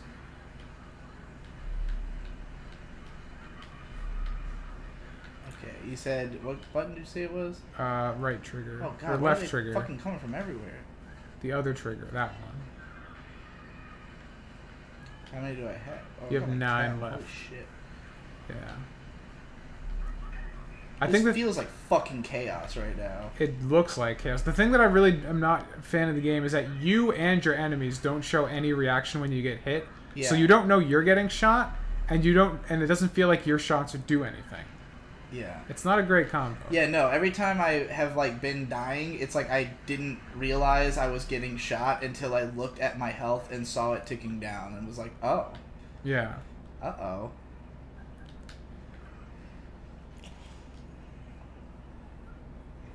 Devu nor Tom is Digi's brother. Oh no, Dig's brother. I think it was supposed to be Digi, but how are you guys so fucking clueless? Says Saint Comics. I'm assuming that's Ben, and not some other. Is he talking about us or the? I would assume he's talking to us. Why would he not? Clueless about what? I don't know. Did not mention. Maybe he's a big fan of Metal Arms. About to school us on it. Oh, talking to the chatters, not you. Oh, okay, good. I think because of the whole brother thing. I mean, we can be brothers. I don't mind. Can I grab this? Yeah, I can't. Victor just has I Am Games tattooed across his immaculate abs. Does Victor still have abs? Did he ever have abs? Victor does not have abs. He did when he was like a teenager. Maybe in his early 20s. Well, he is still in his early 20s, but you know what I mean. Maybe when he was 20. Alright, got some Ripper. Not a lot going on in the chat. Just making jokes about who's your brother. Apparently that's a big meme now.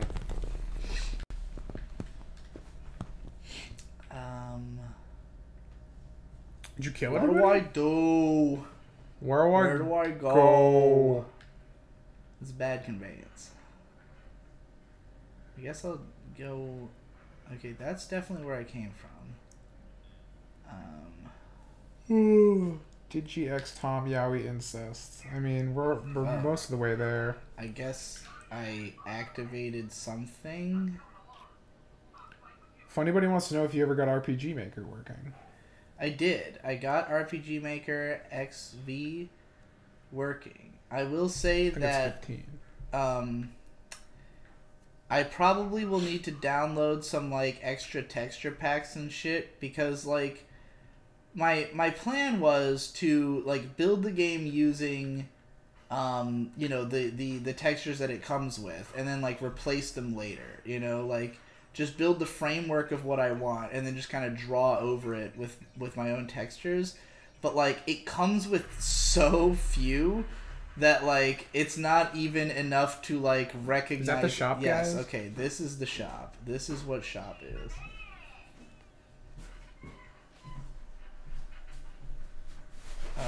Okay, so you can get level 2 spew, mega energy, and wow.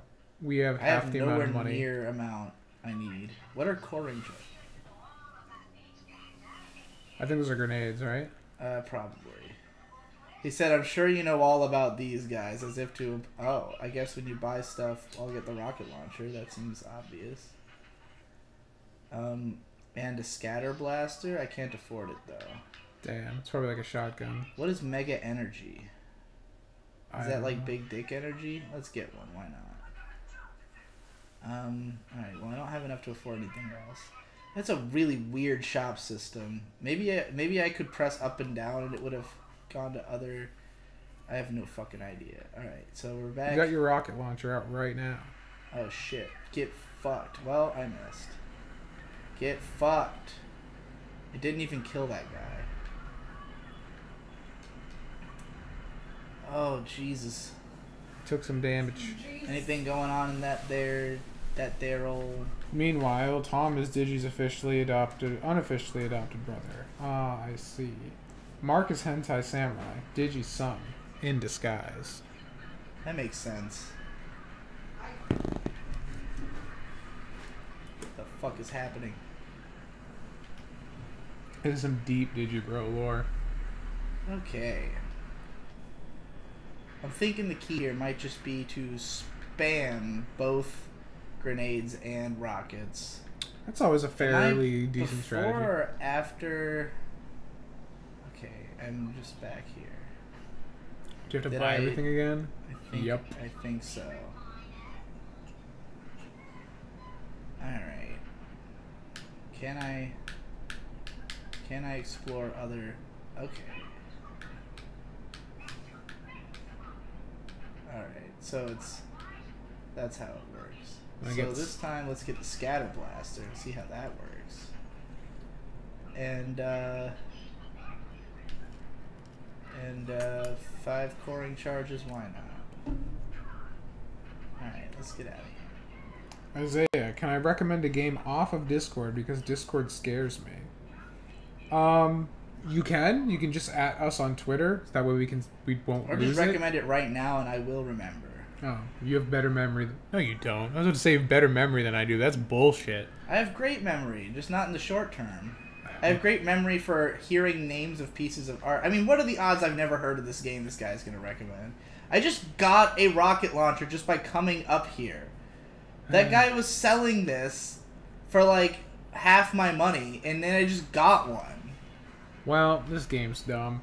Recommend away, Isaiah. Let us know what up. I'm willing to make an exception for your timid brain. PixelGameArt.org has pixel art games with free-to-use asset packs to make entire scenes or games. Cool. So, there you go. See if you remember that in like an hour or so. I thought he was recommending a game. That is not Isaiah. That was Funny what Bunny was the name of 581. that thing?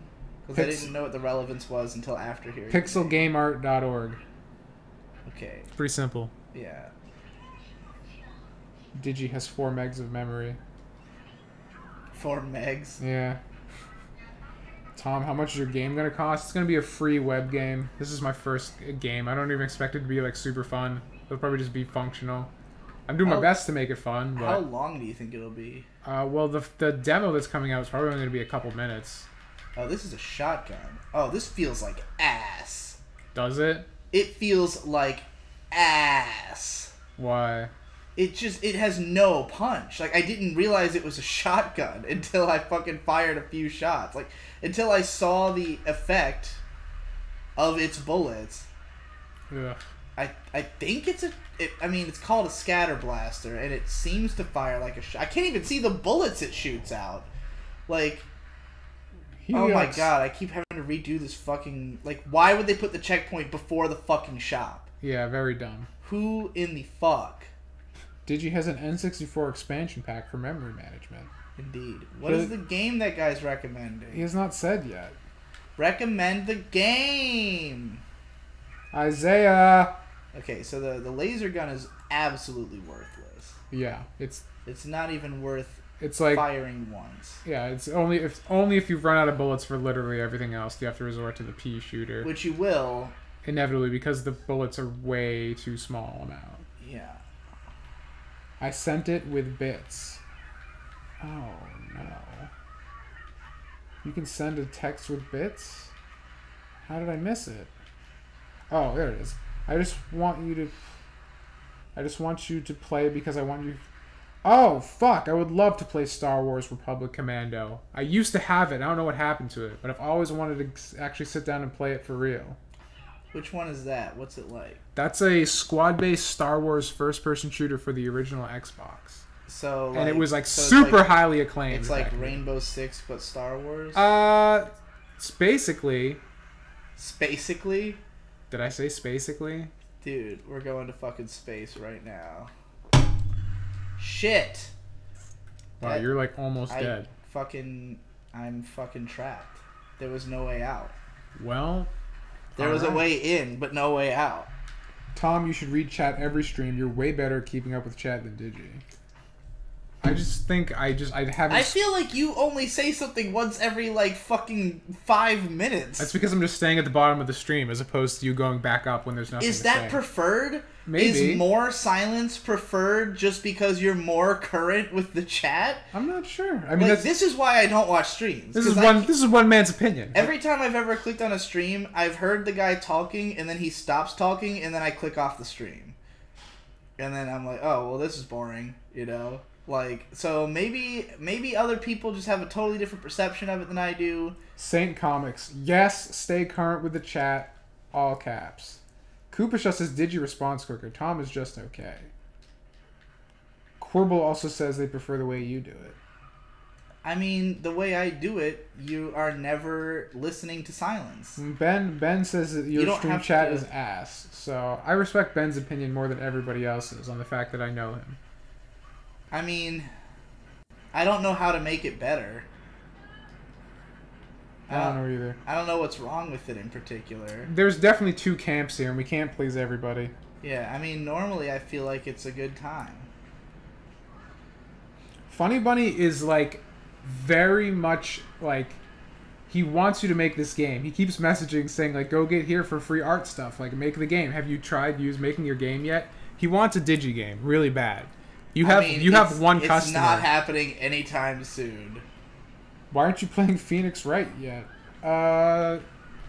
Phoenix Wright? How the fuck would we play that on IM Games? I think it's got a PC port. What?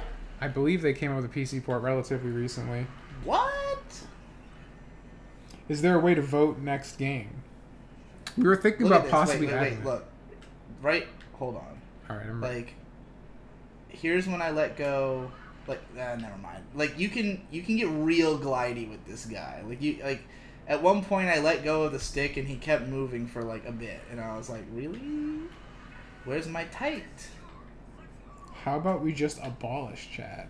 I don't think you guys would want that. I wouldn't want it either, because bits is how we make some money. Yeah.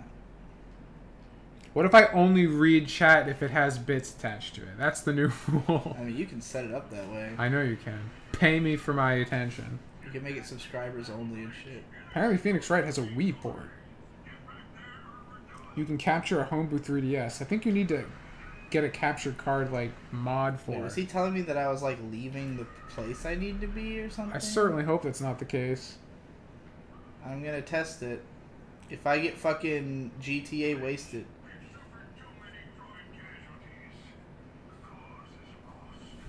Oh, I guess there were too many people. I progressed too far in the level. Wait, what? Or maybe that's just the cutscene? Maybe you're supposed to lose this part? No, dude. I charged ahead. What the fuck? Then why is it playing a cutscene? Was that just a dead cutscene? Oh, maybe... I don't even know. What the hell? This isn't where you were before, right? No. I don't know what the fuck's going on. Did I restarted the whole level. Whoa. I failed. I went to the next area while, like, because, like, basically the conceit here, I guess, is that, like, I'm helping these people fight this war in the city. And so, by progressing too far, and he warned me, he was like, hey, like, we're going to lose too many men if you don't stay on the battlefield. And I was like, well, I want to know what happens if I go on ahead. And it failed me all the way. Not just back to the checkpoint. Well, that's kind of gay. I really hate how many assists you have because they look the same as the enemies and you can kill them. Yeah, I think one of the big issues right now, like, they're trying to make them different, like yellow and red, those are bright colors, but, like, they're both very desaturated, so once you get a fair distance, you can't tell anymore. They're just kind of dark splotches. Yeah. This game probably would have been good with some cell shading characters, so they'd pop more. It's possible that on, like, a CRT it would be more evident, you know? Crimley says they followed, didn't sub. I'll sub when you hit 1K. Whatever, dude. I don't believe Wait, 1K you. what? 1K subs, I would assume. Or 1K follows, possibly. Why? What don't difference know. does it make? He being gay. Why would you want to subscribe after there were more subscribers? Just seems weird to me. No, Saint Comics, they don't even care to turn on game sound. Game sound is on! Yeah, I mean, other people have told us that the sound is... Oh my god, do Cheers not appear on stream? Look, they used to. They did last stream. The Cheers come and go, and we don't change the setup. It just sometimes it works, sometimes it doesn't. Literally, very odd. Every stream Ben's giving us a lot of shit right now. Every stream we have ever done has been completely different because the tech just changes depending on what game we're playing. Every time we plug in a new console, everything works different, and we don't understand why. Literally, it's a fucking nightmare. Ben only ever plays PC games and fucking browser shit, so he doesn't run into these fucking problems. He ain't hooking up no original Xbox. I mean, that is true, Ben.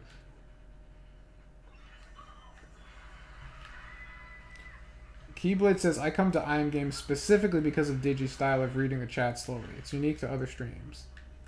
That seems to be the thing. If people want, like, enjoy that, they're on Team Digi. If people just want it like everything else, they just do what I do. They're deleting pity questions again. I don't think they pity. What? What are you talking about? I don't know.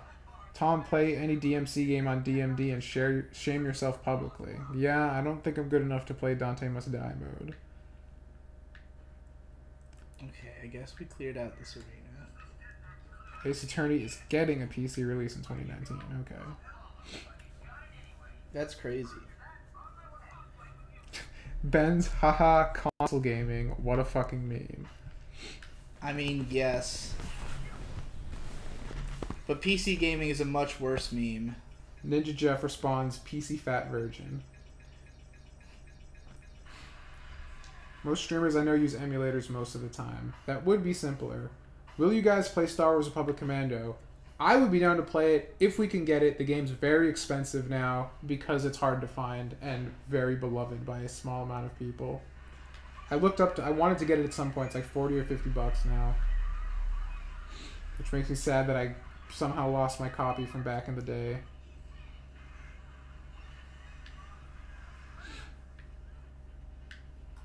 Did you guys check out Captain Claw so you can make funny pirate suffering? I looked at like a couple screenshots of it. It looked interesting.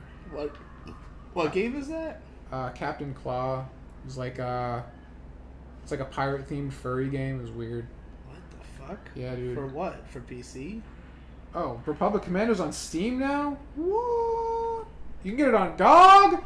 What? I might buy that like now. How much is it? Every shooter is better on PC. This is the truth. What? Okay, well it's not fucking okay. Ninja Jeff says, remembered when they would advertise other games in game manuals? Yeah. Remember when games came with game manuals? I don't remember seeing ads for other games in my game. Ben, be lenient with their streaming skills. They're just lowly amateurs. You can't even fucking name yourself. Get off your high horse, faggot.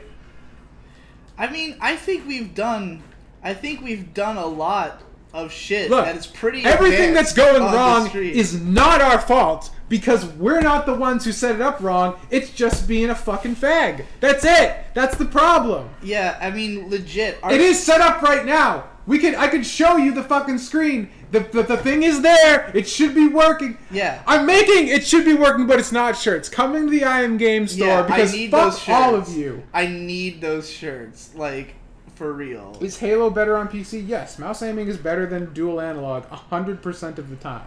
That is, I cannot stand playing anything with a keyboard and mouse at all. Dude, Well, that's why you're not games you're and a I am. Zoomer. What? Zoomers only play PC games. I'm a pure doomer. Doomers are the console race. No. Doomers are the only people who would be like, yeah, PCs suck. No. Because I meant to say you're a boomer.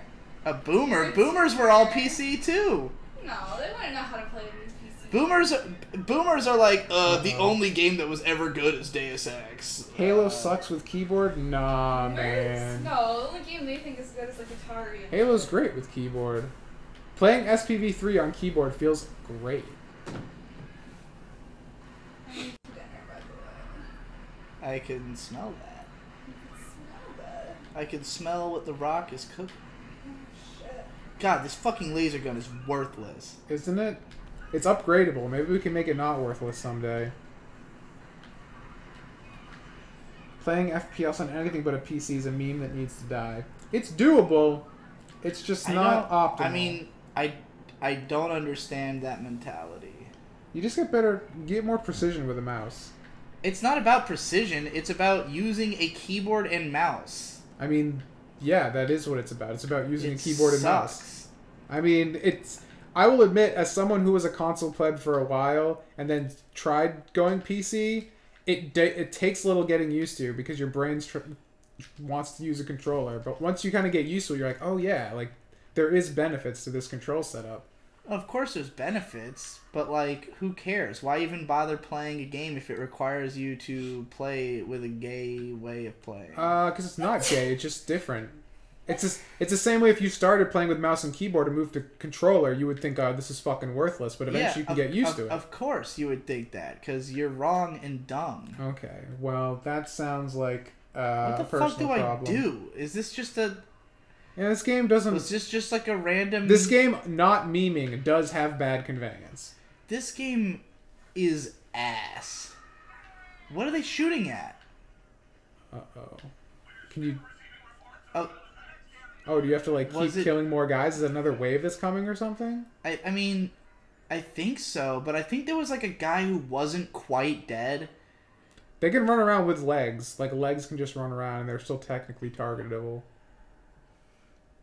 You know what actually sucks? Touch controls or just touch in general. If you're trying to emulate traditional controls with a touchscreen, it's terrible. If you make a game designed with touch in mind, it's fine. Like, Fruit Ninja plays great because you're supposed to use a touchscreen. But, like, playing Call of Duty Zombies for iPhone is unbearable.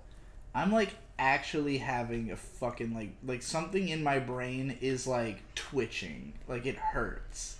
Yeah, this game kind of makes you feel like that. My headache has significantly gotten better since stopping playing. Mine is definitely getting worse. Alright, so there is something about this game that's not good. It might be the fact there's no VSync. I don't know if the stream can tell that, but the screen tears every time you turn. It's like there's that. It's so frustrating when you're in the middle of a firefight and it doesn't feel like the enemy placement has anything to do at all with the level layout. Like, okay, when we came into this area, there was just like 8 dudes all right here. And immediately you start getting sprayed at by the enemies, right? So you might think, let me take cover over here. And so you do, but if you want to shoot at the enemies, you got to step out of cover, and then they all just immediately start railing you. But because there's 8 of them firing on you, you'll die really fast.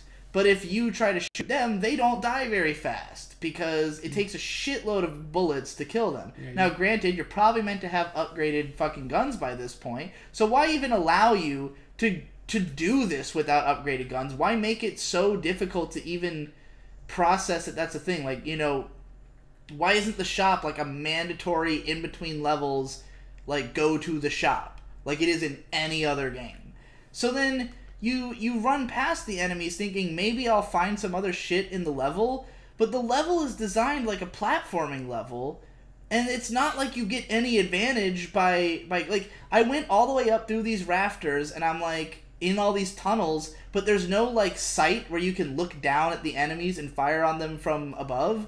Like, there was just no real point to it. Like, there's upgrades and stuff up there, so it's just kind of like, hey, take a break from the firefight, go find another weapon, and come back, you know? And it just, all of it just feel like, it feels like it's fighting my instincts for playing this kind of game, you know? Like, I've played a lot of games like this. It's like, the enemies are over, I guess I could have shot at them right here, but they're all gonna know I'm there. Like, they all target you. I find it more impressive now that you said you beat this game as a kid. It's not hard, it's just frustrating. I'm just surprised you put up with it as a kid, I mean. These things I wouldn't have noticed. Like, I would have just thought I'm shooting a gun, you know? Like, that would have been enough. Like, the aesthetic of the game would have resonated with me.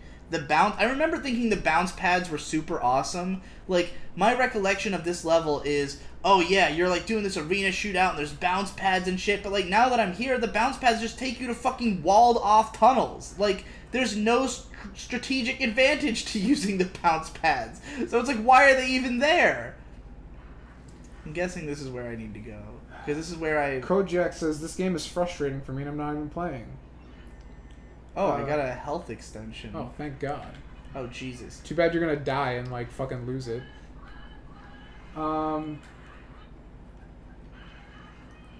Heliox, it's shiny metal ass.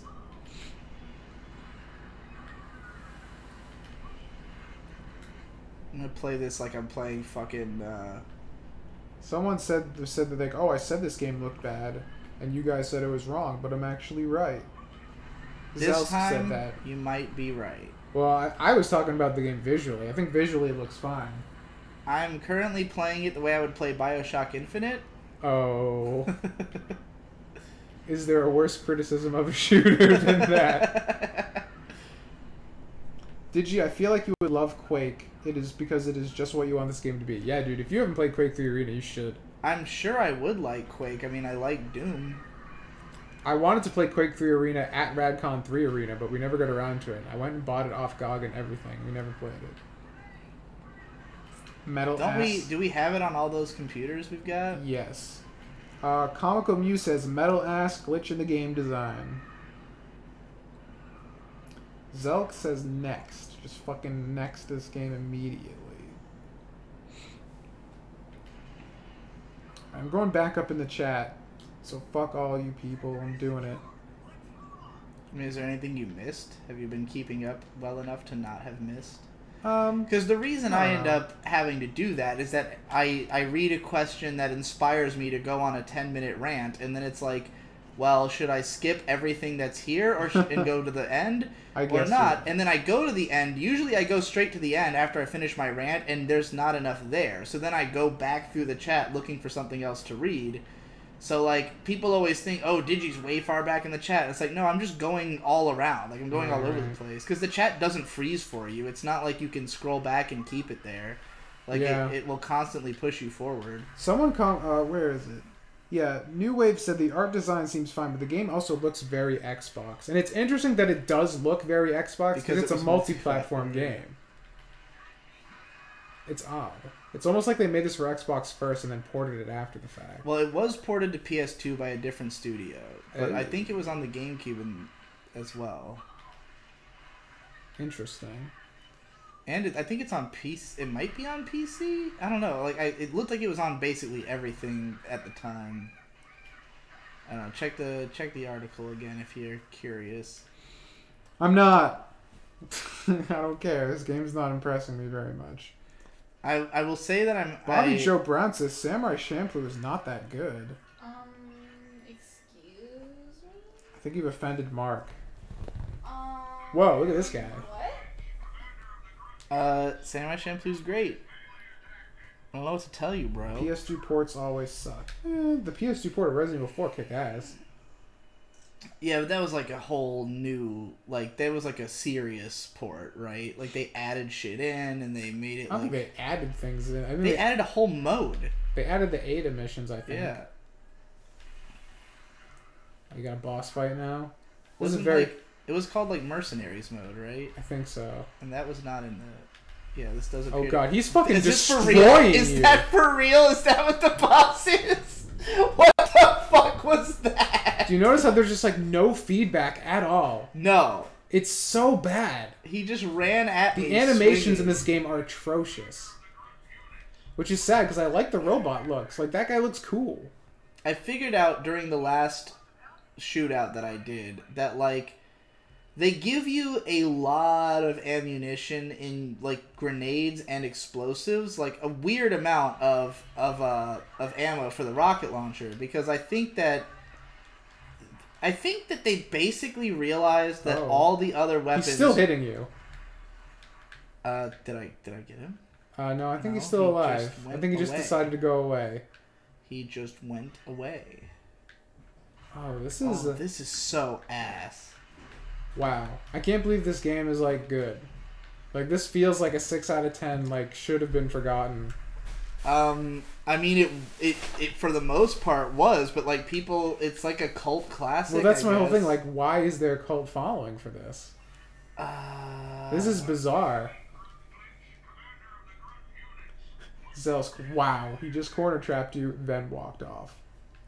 I vaguely remember this game having a big online multiplayer component for its time, which makes me think a lot of these really shitty maps might just be repurposed multiplayer maps. That's what I was thinking as well.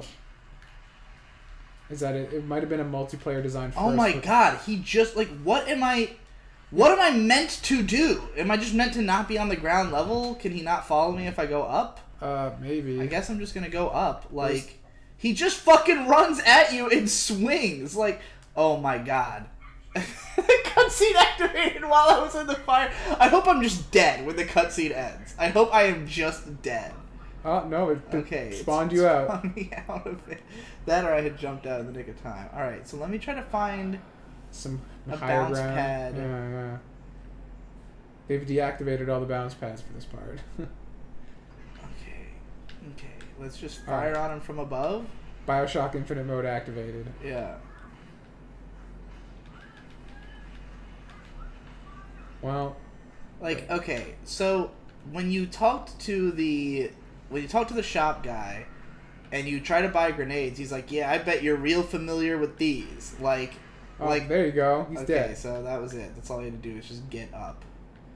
That was dumb. And it really gave me the impression that the game is like telling you, like, yeah, we know you've been probably relying on grenades heavily. And I feel like the appeal of this game is like the heavy demolition. Like, use lots of grenades, use lots of rocket Yeah, launchers. the grenades are definitely like you need to use the grenades. Yeah, and it's weird because it's like, why even have the other guns? They suck. It should just be all explosive weapons. Yeah. It should just be like you're a demolition guy. Like, you are a mining robot, so it makes sense. That's a good question from Comical Mew. What was supposed to be good about this game?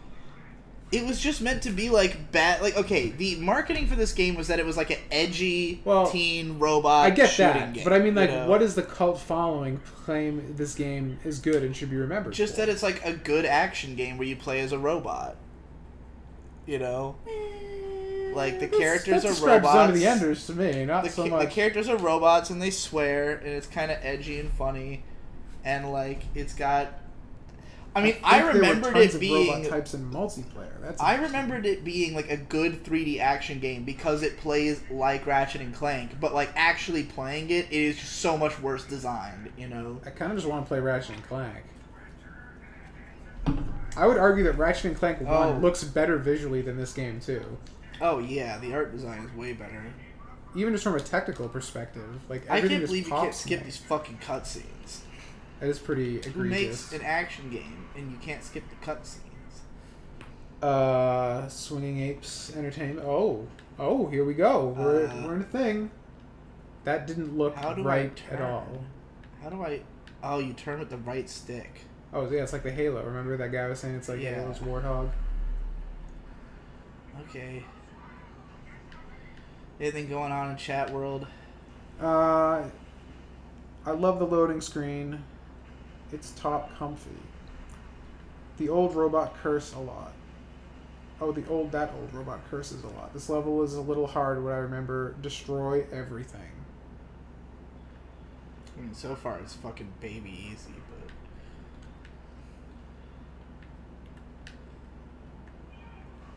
Wait, this isn't an obscure gem from one of your childhoods? Digi apparently beat this game as a young lad. Yeah. I had never played it before, but I'd heard of it. And I'd heard good things. I mean, like I said, they advertised the living shit out of this game. It was on TV all the time. On, like, I'm sure on G4 and probably on Cartoon Network. I feel like it was probably advertised during, like, Adult Swim or something like that. And they advertised it as, like, you know, this, like, funny, like a kind of comedic, tongue-in-cheek, like, edgy robot game where, like, the characters all swear and shit, and like I think there's probably swear words in the commercial, you know, just so like you knew, like it was very much like, oh yeah, this isn't your grandma's robot game, you know, but like but it was T for teen, so it's like transparently it's meant for, like, you know, kids like who I was at the time, a 12-year-old watching cartoons, you know, and like it looked like Ratchet and Clank, and to me at the time, it was basically indistinguishable from the combat in Ratchet and Clank because I was not critical. You're almost dead, by the way. You know, like, you gotta remember at this time, I would have been watching like trash anime and shit. Like it's not like I was a man of taste when I was fucking 12. My grandma doesn't have a robot anything, says Heliox.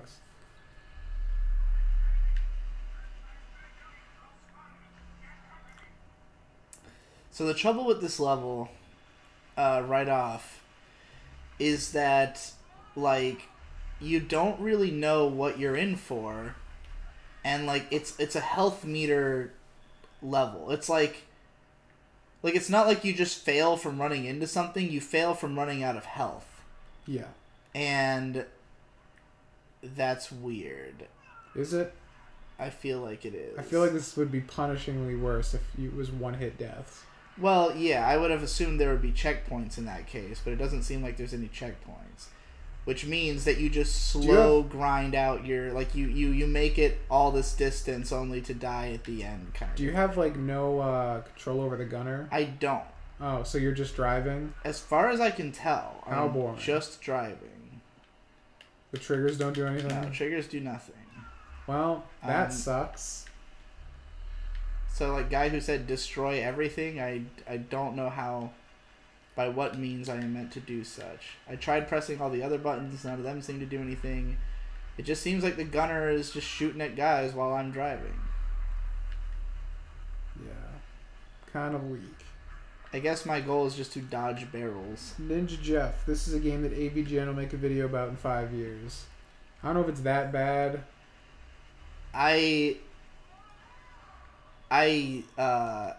am not having fun playing this game. It's not even fun to watch, really. Because I can just... It's one of those things where game feel is like so bleh that even looking at it, oh you can yeah, tell. like when I was watching you play, it felt like ass. Yeah. Like it was giving me a headache. I'm like kind of sad that we've subjected our viewers to this game. Yeah, our viewer count is slowly going down. We're at 90 right now. I was expecting to pop this in and be like, yo, this is like a nostalgic romp. Like, this is like a super underrated gem. And that's what everybody says about it online. Like, you guys heard me read the comment on that guy's video about the game where he was like, oh, yeah, really underappreciated gem from the fucking Xbox era. And, like... Digi, I feel like you would like Half-Life 2 because of it's just what you want. I don't like Half-Life 2. I guess not. The first thought that comes to my head whenever I see vehicles in a game is this is better than the Mako and ME1. I mean, yeah. The people are clamoring for next game. I have trouble treating real people like real people and fictional characters like fictional characters. Don't know what that has to do with the conversation, but I'm sorry. Is the game sound working? It's just very quiet, apparently. Every time we plug in a new console, the entire thing changes. We don't know why, because the PC side, nothing has changed. It's just dumb. Real talk, I listen to most of these streams on mobile like a podcast. I don't really blame you. Jalen says, stop ignoring my questions. Dude, I'm just answering them as they come. I can scroll back up and try and find them. Oh, Jalen says, Digi, how much to get you to play Crash Bandicoot again? It's my favorite DigiBros playthrough, and I'd love to relive that insanity. I hate Crash Bandicoot. I guess get fucked, Jalen Harris.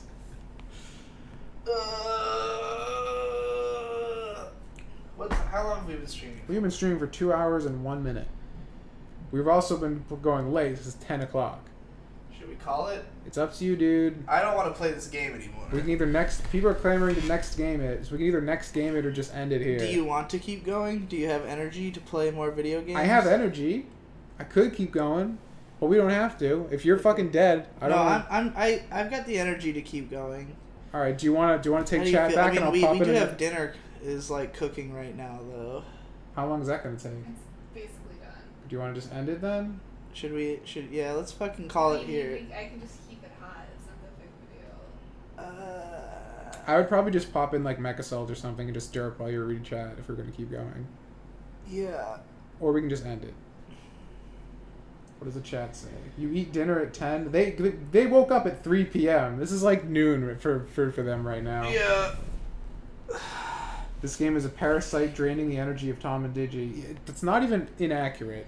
Okay, I never even told the story of what happened today. Oh right, you didn't. So maybe I could do that. Do you want to regale the story while I pop in something else?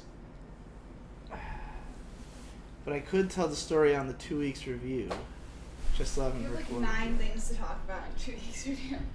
Alright, well I'll throw in Mechasalt. People are clamoring for story time. We'll fucking decompress from the hell that... Can I just open the tray on this? I mean, you can. You're not supposed to, but who fucking cares? Hey, it restarted itself. It didn't even do the PS2 thing where it just like... People are clamoring for story time. It's happening, dude. It's happening. Just leave the camera on 24/7. Don't even have to play a game. Make a donation for my health. For my mental health. Make a donation for my financial health. I'm poor. Help me. Make me feel better. Could you just finish Crosscode on these streams? I guess. I mean, the thing is, the game is long as shit, and it's like I don't know if I'd make measurable progress in 2 hours. Which is kind of one of the problems with these streams, is that, like, there hasn't been a game where we've been, like, locked in, let's do this for weeks on end. Because, like, most of them we either Fable feel like... would be a game we could probably do that with. Yeah, if we decided to go back to Fable... which I would like to play it on Xbox. Yeah. Like, I'd really love it if a new game came out that was, like, a substantial game. Like with Spider-Man. Like, that was a great game to have for, like... We played the entire thing. It only took us like 3 streams because the last one we did was super long. But like, you know, it kind of depends on how quickly you feel like there's things to say. Because some of these games we start playing and we're like, okay, I can write 5 minutes about this. You know, so like I don't want to spend 2 weeks playing through this whole game and then write a 5-minute video. You know, Right. Like that was how it was with SPV3. Like we did 2 streams of it, but I was like, there's not going to be enough to write about this to do a fucking, you know, a gigantic analysis video. Well, so. I guess some people were able to do that because they did. They didn't make like a giant one. It was basically like ours, but with more color. You know, like more like slightly more detail. I think it'd be interesting if we did videos about like consoles overall, like going over like the entirety of their life. Like, I mean, I did that with Hippo in podcasts, but it was kind of a clusterfuck. I mean, we would do it more structured, clearly. Yeah. Alright. I'll tell this fucking story. So... I just want to say this game feels great. Unlike what we were This just game looks playing. amazing. This game is immediately 1,000 times better than Metal Arms. And I literally- do have metal arms, so it's... It looks... First of all, aesthetically, it looks like next gen by comparison, in my opinion. Yeah, and this Mechasol 2 looks way better even than this game. Yeah. The way the mech animates looks awesome. Oh, it's so good. This is like one of my favorite Xbox games, just in general. It's so good. The explosions are not incredible, but they're fine. The mech There's a lot. explosions are the best. Because there's like distortion, there's like a big build up. It's like... You gotta go find some fucking mechs to fight. I'm just killing all these This is the fucking first little level. It's people. going to take a little while to get there. They ease you into it. So anyway, we live in an old fuck house. Like, older than all fuck. And, This is a boomer house. Oh. like, May's mom predicted that it's probably like 100 years old or something. It's not wrong And at all. it does not have any central heating or air conditioning.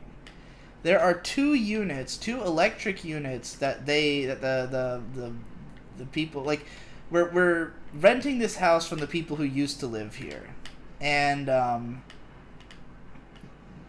think it's their first time renting a place, because it's like the woman's dad is the actual realtor, like he's the actual owner of the house, but like she's the one renting it out. So like it seems like they're just like they've never done this before, and the only reason they even have the opportunity is that her dad owns this house and is letting her be the landlady of it, you know? And so she doesn't really know what the fuck she's doing, and like a lot of stuff was like, okay, when we moved in, like the garbage disposal on the sink just isn't working, and she's like, well, you guys can get this repaired, or we can fix it when we come to do touch-ups to the house on Thanksgiving, which is like 6 months from the time we got the house. We're like, so in other words, the garbage disposal doesn't work, you know, like we should just write that off as like not a thing that this house comes with, you know. Some of this seems questionably legally not A lot. right. There's a lot of weird. Okay, like for instance, they didn't change their address everywhere that they have an address, and we get their mail like constantly, and they just kind of insist that they don't care. But like one time we got a check for the husband, and we could see through the envelope, and it was a check for like 70 grand.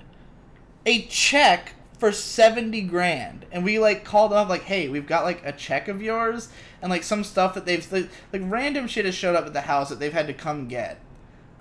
They live like 40 minutes away. They couldn't have looked at the fucking garbage disposal while they were down here, those fucking bastards. And like we get a whole ton of bank statements from like, and we were like, why did she not change? And then she was like, oh, I forgot to change the thing on one of my banks. So like these people, I don't know what they do or where their money comes from. I mean, but they clearly have a lot of revenue sources, and I don't know, it's weird. But like, so fucking point being, it's an old ass house, and when we moved in, she explained to us the oil heat that it has. There's a big fucking oil drum underneath the house, right underneath where Tom stays. So if it blows up, Tom definitely dies. Yeah, whatever. So there's this big ass oil drum, and then there's like the water heater on the other side of the house. And she had like vaguely explained to us how it all works, but we didn't really understand, and we were like, we'll worry about this when winter comes. So winter's coming, because up here in the north, it's just like, you get fall for like a month, and then it's just like, now it's freezing. And the weird thing is that usually fall lasts a couple months, but now it's just like winter and summer are getting bigger, and spring and fall just kind of don't exist anymore. Yeah. So it's starting to get cold, so we're like, let's sort this out. And like for a long time, we were debating whether to get to use the oil heat or to use space heaters, because like my family lived in an old ass house at one point, and we just had space heaters all over the place. I don't even think we had oil heat, or maybe my parents didn't feel like bothering with it. I don't know, but we had a bunch of space heaters, and that was all we had to heat the house through the winter. Now granted, this was in Virginia, you know, it wasn't as freezing in the winter there, but like I didn't have a space heater in my room, so I was just cold all winter. Don't know why I didn't have them put one in my room. I don't know what I was thinking. I was just freezing all winter. Anyways, so I was like, okay, we can fuck with this oil. And like the landlady came by to like explain to us how it works, and she's like, so if there's not enough oil in there, then it can have like air in the pipes. That can happen, and they'll have to come fix it. And like you got to make sure you manage the water correctly, because if there's not enough water in there, then it'll explode and all this shit. And I was just like, this seems like a huge pain in the ass. Let me look into space heaters. But there's a problem with space heaters. First of all, like in the research I did, it seemed like doing oil would ultimately cost less and like be more efficient. But the other problem is that the electricity in this house is fucked, because most of the house is on the same circuit. For some fucking reason, like almost the entire downstairs and half of the upstairs and the bathroom is all on the same electrical circuit. And we've got a lot of electronics in this fucking house. You know, there's a lot of shit going on at any given time.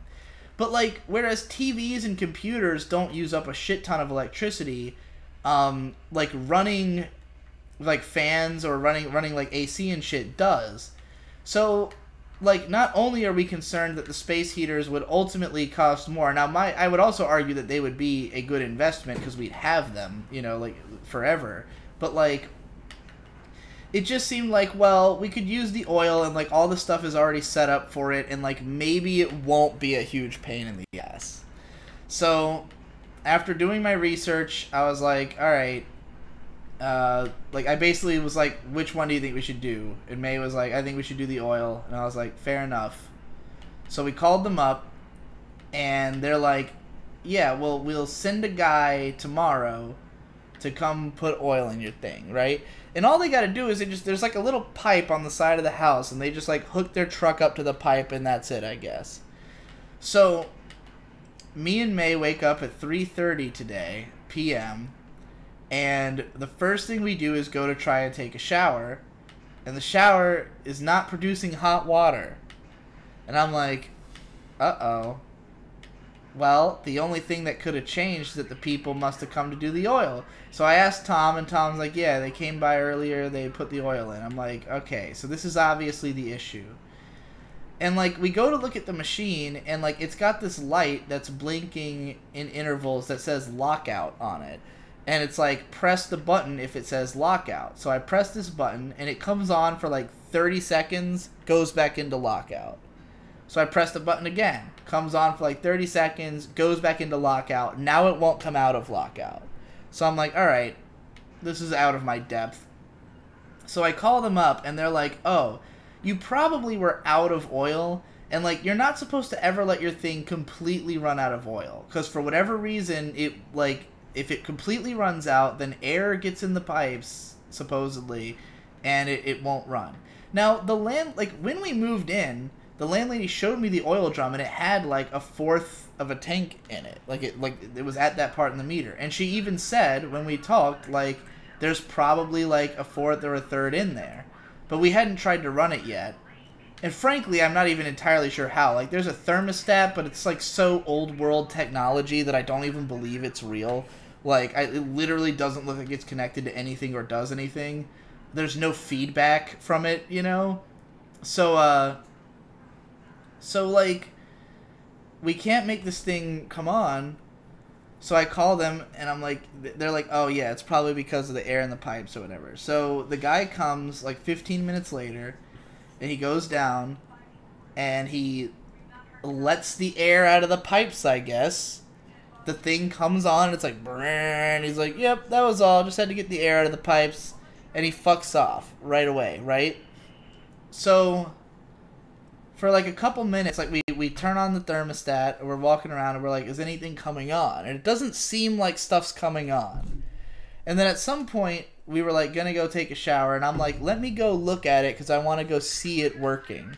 And I go down there, and the lockout light is on again. And I'm like, should I press this button? So I press the button, and it comes on for about 40 seconds. Then the lockout light comes back on. Try to press it again, nothing happening. Can't get hot water anywhere. So it's just like, oh. So you mean that they failed, and this wasn't even the issue, and now the guy is gone already. So I call them again, and she's like, I'll tell the guy to come back out there. At this point, it's about 6 o'clock. So we've been dealing with this for like 3 hours, and all I want is to take a shower, because my fucking head's starting to itch, you know? So I'm like, this is all I've been doing all day. Like, there was nothing else was going on in my life other than waiting for this guy.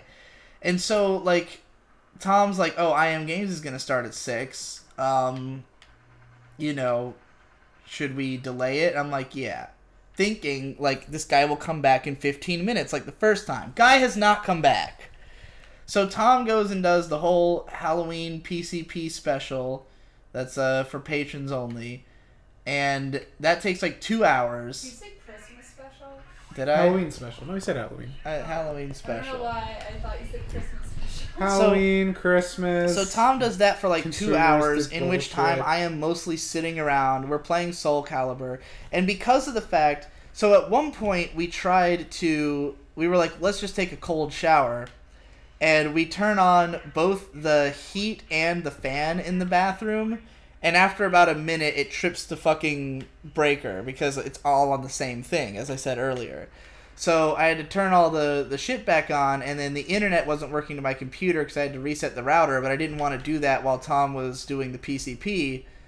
So, yeah, I was just like sitting around playing Soul Calibur, getting nothing done. And then finally, once all that was sorted, we were like, let's do I Am Games. And then we did to play Metal Arms, and Metal Arms turned out to be a piece of shit and frustrating and gave us both headaches.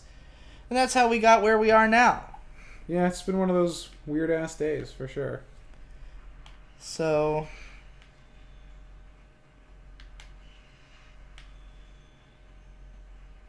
Now I'm just playing Mech Salt. Everything's gonna be okay. Oh yeah, I forgot to change all the fucking information. Yeah, fuck it.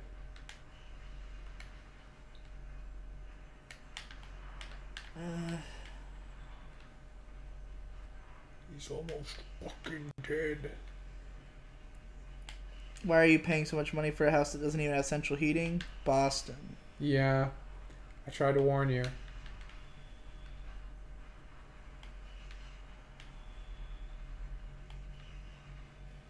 Oh my fucking god, just die already. Clinging on to life by the hair of his ass. How are you still? Oh my god. Go away. Go away.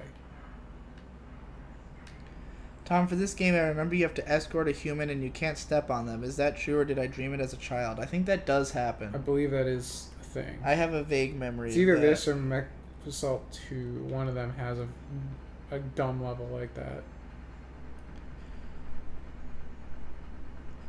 This is what we Europores imagine your Amerifat's life like. I'm guessing he means this game. Do we have giant robots in America? If not, we should.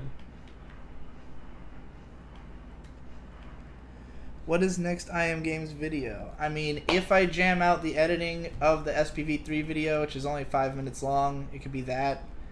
Otherwise, I am not sure. Like, we've done a bunch of streams of random shit, and it's been like, we did Tenchu, and I came to the conclusion that if I was going to cover Tenchu, I want to do like a series retrospective on it, and that would be a time-intensive piece. We did Soul Calibur 6, which I'm not entirely sure like even what approach to take to that. So I have to play a lot more of it because we only played a little bit on the stream, and like in the time since then I've like learned way more about how to play than I figured out on the stream. Is it good? Yeah, it's good. I mean, it basically just is Soul Calibur 2 updated a little, you know? Like, it feels like I'm playing the same game just with different controls and like with supers added in and like some more complex mechanics, but I mean, I guess I could criticize it for not being, like, as content-rich as some of the previous Soul Calibur games, but, like, I feel like it's a crowd-pleasing Soul Calibur game, you know? It's like, it makes up for the mistakes they made with 5 of trying to change the roster too much. And then, what was there something else we played? It was Tenchu, SPV3. I mean, we just did Metal Arms, and I don't know if I want to fucking have to play any more of that. And like, what would be the audience for a video about Metal Arms being not good? You know, like, who the fuck cares? Oh, this game that no one remembers is for a good reason? Wow. Well, we'd only piss people off and confuse them. Exactly. So, yeah, I really do not know what the next IM Games is going to be. And, of course, there's Crosscode that I still haven't beaten the game. We could probably do... I do want to get the new Spider-Man DLC whenever that drops. I think it's soon, if not already. Yeah, we can find out about that. Go back to our roots.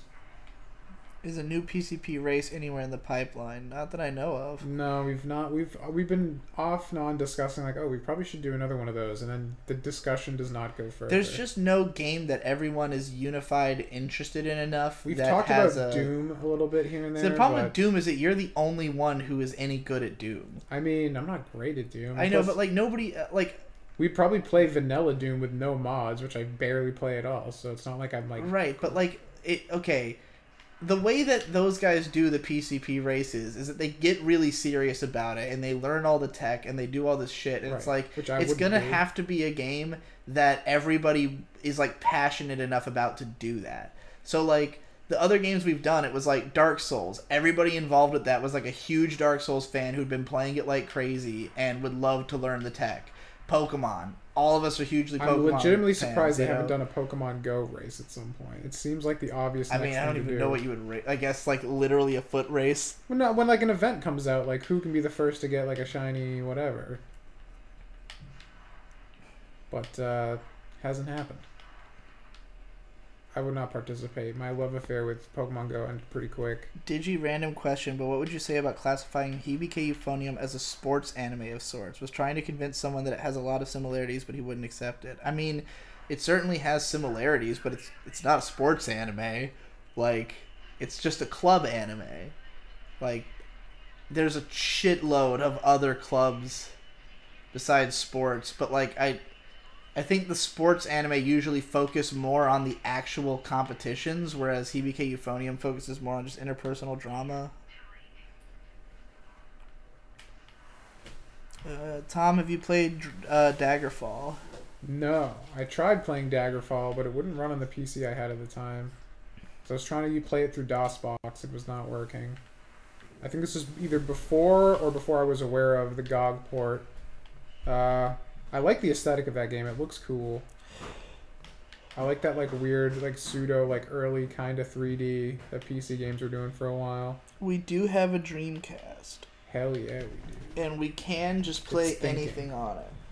Because you can You can just burn do that. CDRs of Dreamcast games. Had no copy protection at all.